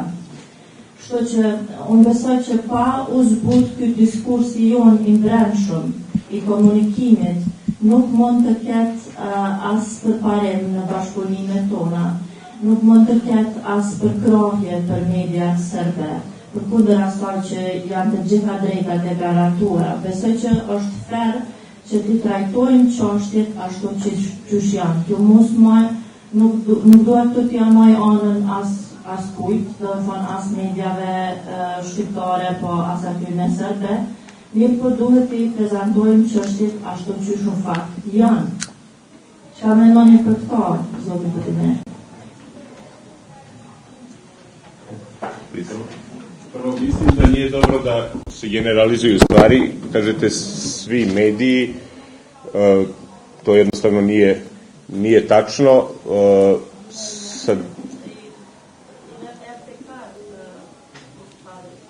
Pa sa druge strane ta terminologija, prvo niko nikad nije ni objasnio, čini mi se šta je tu, zašto ne sme da se koristi zapravo taj termin I šta je tu loše, da li to izaziva nekakvu mržnju, nekakvu netrpeljivost, nešto, kad bi to možda neko objasnio, možda bi, naravno argumentovano I sa činjenicama, možda to neko I ne bi koristio. Što se mene lično, mislim, vi znate da svaki medij ima svoju uređivačku politiku, ali generalno gledano mislim da ne koriste svi, što se mene lično tiče, ja kao novinar u svojim ofovima ne koristim, ali naravno ne mogu da utičem na izjave sagovornika šta će on da kaže. Kao što, mislim, ja se jednostavno držim toga Kosovo, nisam nešto ni obraćao pažnju. Da li zbog toga što u rezoluciji 1244 piše isto samo Kosovo, ne piše Kosovo I Metohija, tako da sam nekako neutralan, ne koristim često ni Republika Kosovo u svojim ofovima, niti koristim Kosovo I Metohija, ali ne vidim zašto je tu, ne znam što bi nekome to smetalo, kao što verujem da I Srbima ne smeta kad u srpskim medijima pročitaju ili čuju Republika Kosovo ili slično. Čak I u srpskim medijima u Beogradu imate medije koji govore Republika Kosovo, imate medije koji govore takozvana Republika Kosovo, imate, mislim, ali to je sve stvar uređivačke politike I sve stvar pojedinaca, medija, ali generalno mislim da to nije veliki problem. Okay, thanks. Is there any more question? No, okay. Just a comment. I think it will need years that some things are solved, like these problems of using the language terms and so on, because if you are for years pushing something and so on, it needs also years to be solved. So I'm always optimist, but some things probably cannot happen overnight. Speaking about the media situation in Kosovo, we would, because he has to leave a little earlier, I will ask just the president of the Kosovo Journalists Association one thing about the power of the organization, power that we have or you don't have here in Kosovo. I'm asking about the power because it's important to have a strong association, and for me it would be important to know how often, you mentioned some both examples of some good things going on, but how often you have problems really with the government, the state institutions and so on, and if you compare the past and today, do you think there's some positive future or not? How do you see the future? Mja dhe po filloj me fuqin, po besoj vetë fakti pse javën e kaluar kemi arrit që I bëjmë bashkë disa nga organizatat kryesore të shoqërisë civile për të dalë në reagim të përbashkët në raport me iniciativën e presidentit dhe Ministrisë së Drejtësisë. Vetë fakti pse Ministria u tërheq pas 2 apo 3 ditësh dhe po të them modesti e detyruar Ministrinë që të dielën të marrë vendim dhe të dalë në punë dhe të publikojë vendimin, normalisht që është një fuqi në arritje asociacionit. Po besoj sa I përket çështjes duhet të pikoj pak në profesoreshën dhe studimirin. Nesë organizata gjithmonë takimin që kemi pas përbashkëta me organizatën e rezultateve serbë në Kosovë, gjithmonë jemi mundu me t'i kalu të kontekstin e etnicitetit apo dallimet që I kemi të nuk dëshirojnë që shpeshherë t'i prim në sipërfaqe. Ne kemi probleme të përbashkëta dhe zakonisht shpeshherë po irritohemi si përfaqësues të gazetarëve kur po rikthehen në diskutim këto çështje etnike. Kemi probleme me qeverinë, kemi probleme me vendet e punës ku punojmë, kemi plot media që nuk e paguajnë gazetarin për punën që e bën, kemi vonesa të jashtëzakonshme, nuk respektohet ligji i punës, kemi gazetarë të vrarë që nuk janë zbulu vrasjet e tyre, kemi tendencë të qeverisë për na kontrollu shpesh edhe na dërgu në burg. Megjithatë, ne jemi të bashkuar në këtë iniciativë për të ndryshuar këtë situatë. Se sa herë kemi probleme me qeverinë kemi çdo ditë në kuptimin e asaj që problemi i parë është çësia e informacione, gatishmëria e qeverisë me dhënë informacione, e për të vazhduar drejt të këto më drastike siç është riaktualizimi i ndryshimeve në kodin penal. To suaza problemet normalisht që te kalojnë, ndërkohë aspekti se sa ka ndryshime pozitive, mund të them që ka ndryshime pozitive me vetë faktin pse gjitha institucionet, agjencitë e pavarura, ministritë, sa herë që po tentojnë sfundi, sidomos që të krijojnë një rregullor ose të nxjerrin një normativ ligjor ose nxjerrin një draft ligj, shpesh herë ose mund të them në shumicën e rasteve kemi ftesa për të qenë pjesë e grupeve punuese. Kjo besoj që ka ndodhur për shkak të kundërshtimit të vazhdueshëm që kanë pas gazetarët edhe organizatat jo qeveritare në vendin tonë. Thanks a lot. One question will be, because this is also an international conference and we have experience in many countries that newspapers are closing, there's no future for newspaper. One of person who is here sitting from Romania, she said once that in several years there will be no newspaper in Romania. Agron, as I said, for 100 years you were editor-in-chief. Is there a chance that you will be for the next 100 years the editor-in-chief of the newspaper? Or what's the future you think of Danish newspaper being called what is also popular? Is there a chance that the newspaper will survive the internet and everything that is happening with new media? Edhe kjo është fake news, që s'ka me pas gazetë. Edhe që unë mund me qenë edhe 100 vjetë, natyrisht. Po, nëse flasim seriozisht, atëherë mendoj se historikisht nuk është shumë e rëndësi mjeti përmes cilit bartet informata dhe opinioni deri te publiku. A është e letër, apo është ekran, a është një telefon mobil, apo do t'jetë një mikrochip në të ardhmen, shpresoj jo shumë të afërt i implantuar në kohë, është ma pak e rëndësishme. Me rëndësishme është se ajo informat prodhohet me një farë standardi i cili respekton përpjekjen e paanshme për arritjen e versionit më të mirë të mundshëm të së vërtetës. Do të thotë një standard profesional për ata që pretendojnë me i ofru publikut informacione, duhet me ekzistu në çfarëdo teknologjie që ne e distribuojmë atë informacion. Kështu që në atë kuptim nuk jam shumë i brengosur, bile në Kosovë muj me thonë se jemi shumë komod në kuptimin profesional, sepse profesionalisht nuk po shoh shumë rrezik aktualisht prej mediave të reja, sepse për në masën më të madhe po janë shumë më jo profesionale se mediat e taluar. Do të thotë mediat portalet janë bërë sinonim Kosovë për lajme për dezinformata dhe propagandë. Kështu që nuk ka shumë rrezik, koha ditore nuk i shes si rrezik.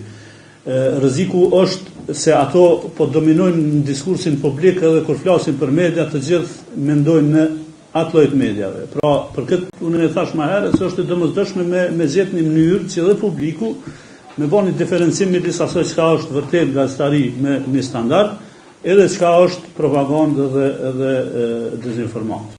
Në anën tjetër unë po mendoj se do të më shfrytëzoj rastin këtu me u bë thirrje edhe akademisë, po edhe bashkisë ndërkombëtare që ta ndihmoj shoqërinë tonë në definimin e këtyre problemeve në mënyrë sa më saktë. Akademisë qysh?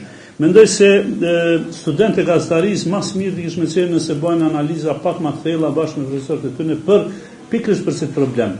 Ta bëjmë një diferencim, të shohim se qysh duket ai medium I cili është të I përpjek me I përmbajt standardeve, e qysh duket ai I cili I ignoron tërësisht standardet dhe pse ndodh ajo, dhe cili është rezultati dhe cili është efekti në shoqëni. Sa për aspektin teknologjik tash më me thonë Oliver që sipas një logjike telefonat mobil brenda 10 vjetëve nuk kanë ekzistuar, kështu që na prap mundemi mu kthy në letër, sepse thjesht letra është e regenerueshme, ndërsa materialet që përdoren për këto nuk janë. Në një tarme të ndoshta edhe të afërt, për shkak të ambientalizmit mund të vendosim se është më mirë me shtyp gazetën letër se me prodhu portal. Mirë po prapë them, esenca nuk është te ajo. Esenca është te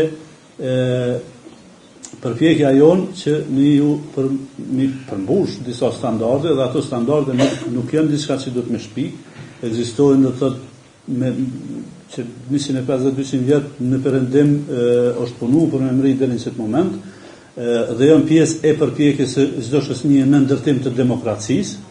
Pra, nëse e kemi marrë rrugën e ndërtimit të një shteti demokratik në Kosovë, atëherë domosdoshmërisht duhet të ndërtu edhe media të lira edhe profesionale. E kjo profesionale do të thotë duhet gjithmonë me shku bashkë me këtë fjalën të lira. Edhe unë po mendoj që ndoshta shoqata e gazetarëve ka gabuar që ka hekat profesionale për emërtimit vetë, sepse është shumë e rëndësishme me bëhet diferencimin midis atyre që aktrojnë se janë gazetarë edhe media dhe atyre që në vërtet përpiqen vërtet të jenë të tillë.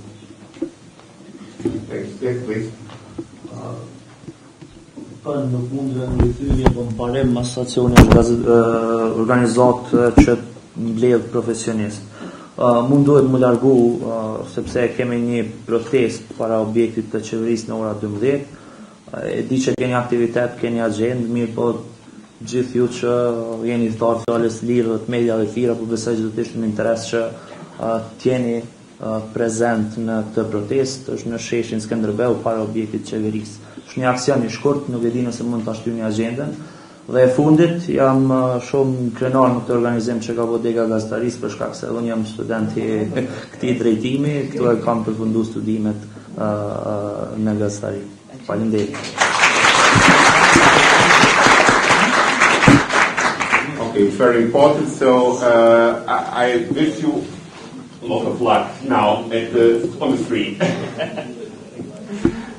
We have to continue short with Skander. I have two short questions. I will ask you for short answers. First, what is we mentioned the relations Serbia, Kosovo, and so on. Do you have cooperation with Serbia media, and if yes, how it works or it doesn't work? And the second is copyright. Did you start some court processes because of the copyright problems here in Kosovo? That somebody misused your news or not? Do you have this experience? Ne kemi bashkëpunim me agjencitë e lajmeve në Serbi, sidomos me Tanjugin, Fonetin dhe Betën. Bashkëpunimi siç e dini është nis edhe fal juve, Oliver, që ka më shumë se 15 vite që kur kemi filluar në Ohër, nëse kujtohet takimi I parë I mediave të Kosovës së Serbisë. Bashkëpunimi ekziston, natyrisht që edhe marrja e lajmeve të Kosovës nga mediat serbe në mënyrë pa autorizuar, edhe ajo ekziston.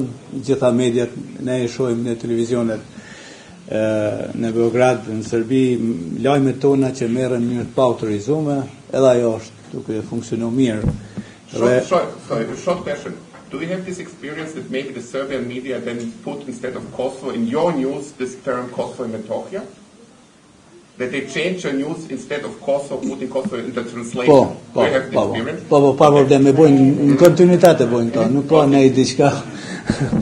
Këta e bojnë, ndryshojnë, domethënë ato e ndryshojnë, po esencën e lajmit e morën edhe videon e morën dhe e shpërndojnë në televizione aty ku është.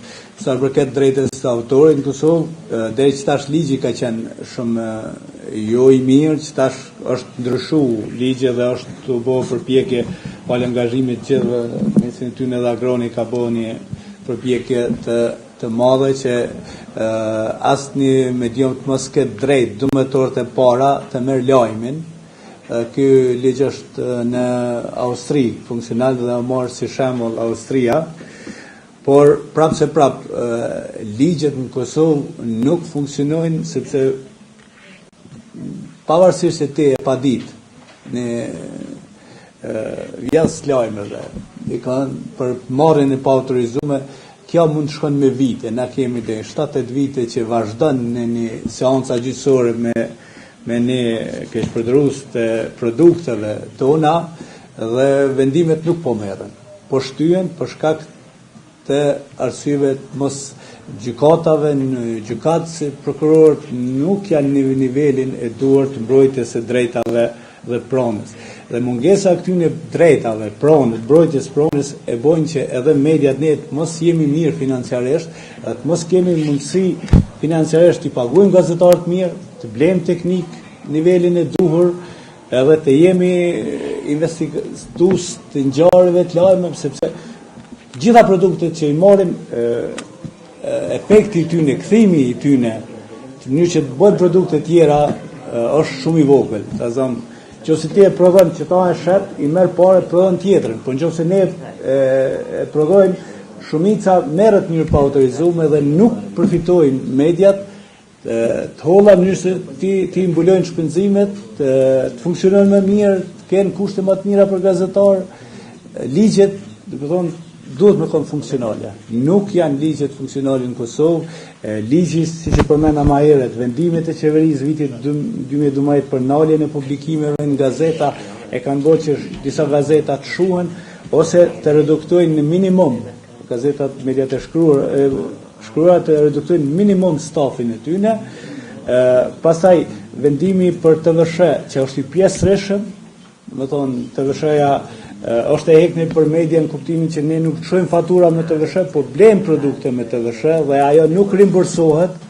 Pastaj do të thonë importi i mallra për media nuk është i liruar plotësisht, është pjesërisht, është në drejtën e doganierit dhe aty ne të vendosin se çka është i liruar me çka s'është. Edhe pse ligji e thot shumë thjesht.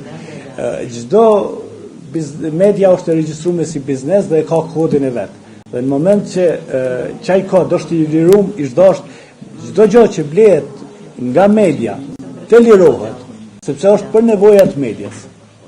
Edhe makina është për nevojat e medias, edhe nafta është për nevojat e medias, dhe me thonë, edhe telefoni kur bëhet harxhime të jetë pa të fshet gjitha, në që të krijohet kushte më të mira të bëhet biznes dhe të kenë mundësi edhe mediat e huaja që janë në vendet rajonit të vinë edhe në Kosovë, kjo është arsye kryesore. Okay.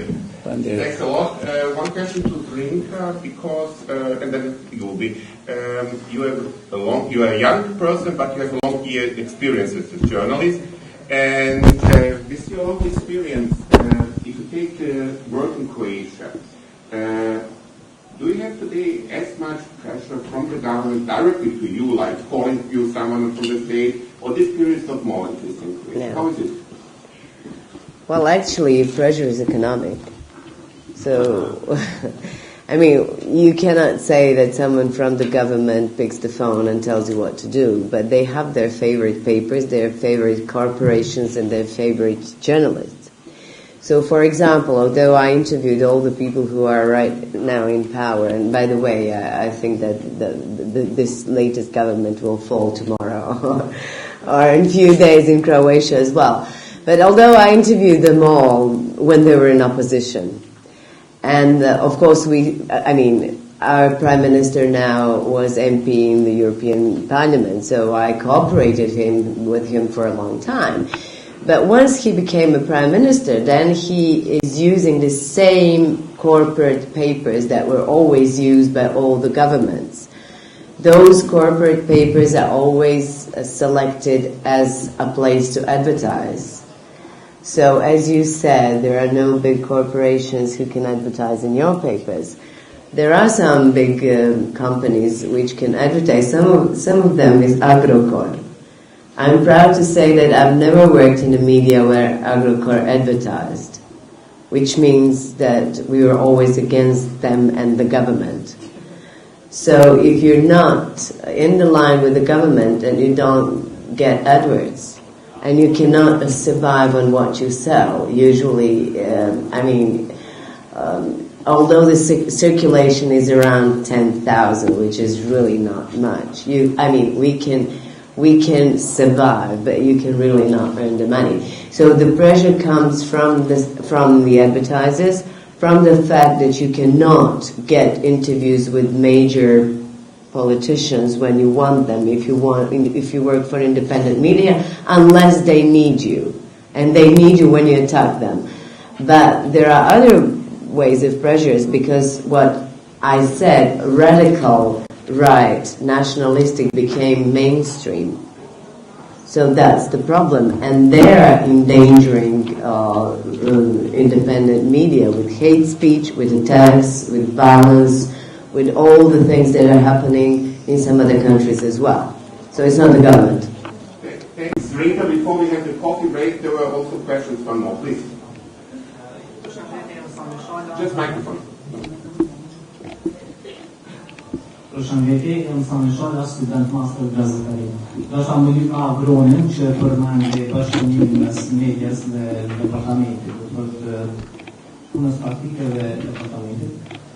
Sa për informacion që departament bëjmë analiza më të tepla, kemi disa punime, po zakonisht nuk na publikohen në media, në po flas për konditorin, për shkak se në këtë rast më qenë korrekt, është vetëm një media që pavarësisht shpesh e kritikojnë me gjirjet tona, prap është vetëm një media që na siguron shembull edhe arkive, na jep shansën arkiven e vet, për dalën të tjera që nuk jep shansë.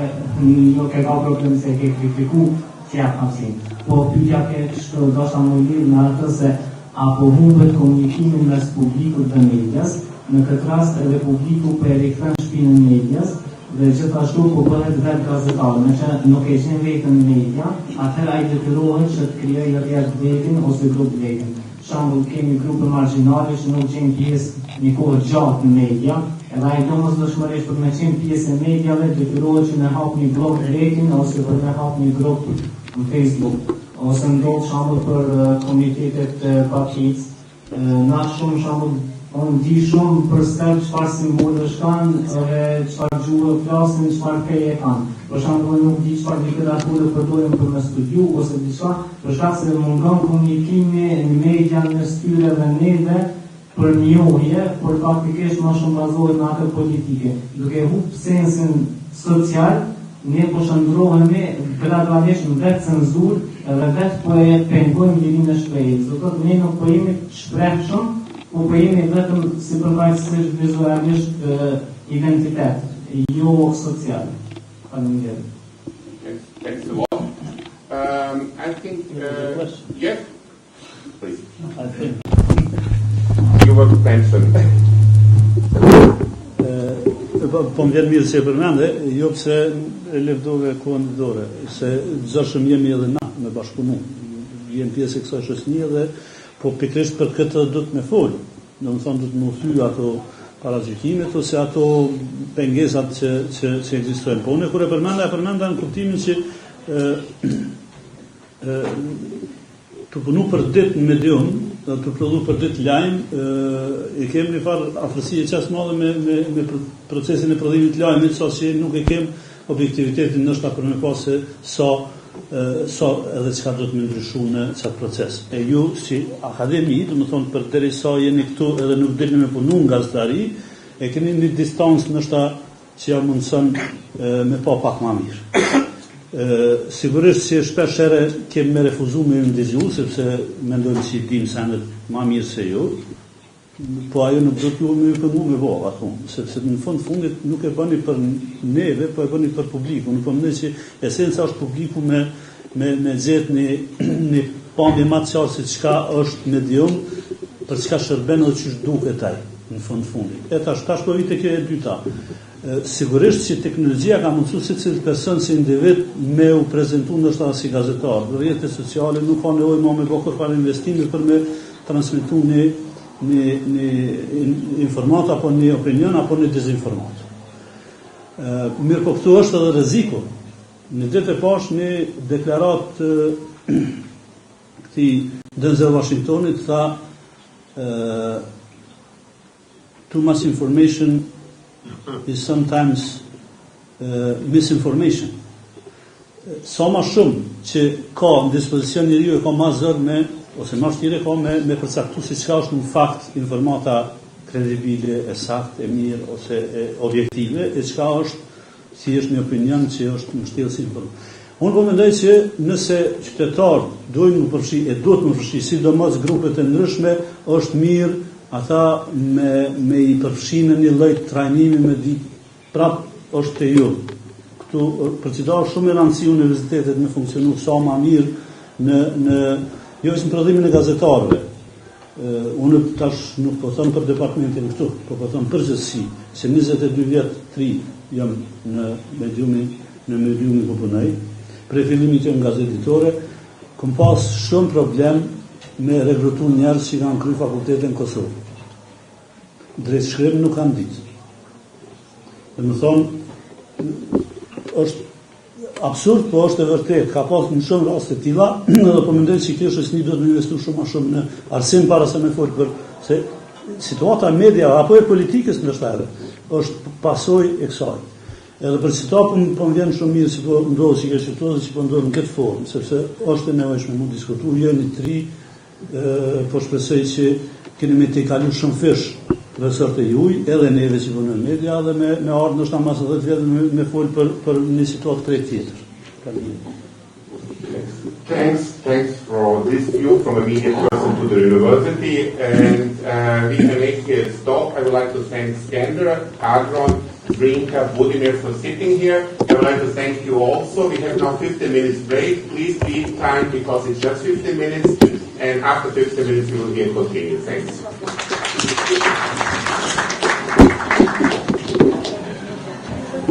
Ja sam upravo došla iz Koba. Sasvim slučajno, mislim, i opće ništa ne razumijem, tamo kao potpuni. A šta je tebi? Ne, dobit ću Hašima Tači, ali izgleda za intervju, ali mi nije jasno ova pozicija vaša unutra, to mi nije jasno. Oko čega? Ovo, jer traži opoziv njegov, ali sam ja mislila da je razlog ova Crna Gora, ali nije, ne?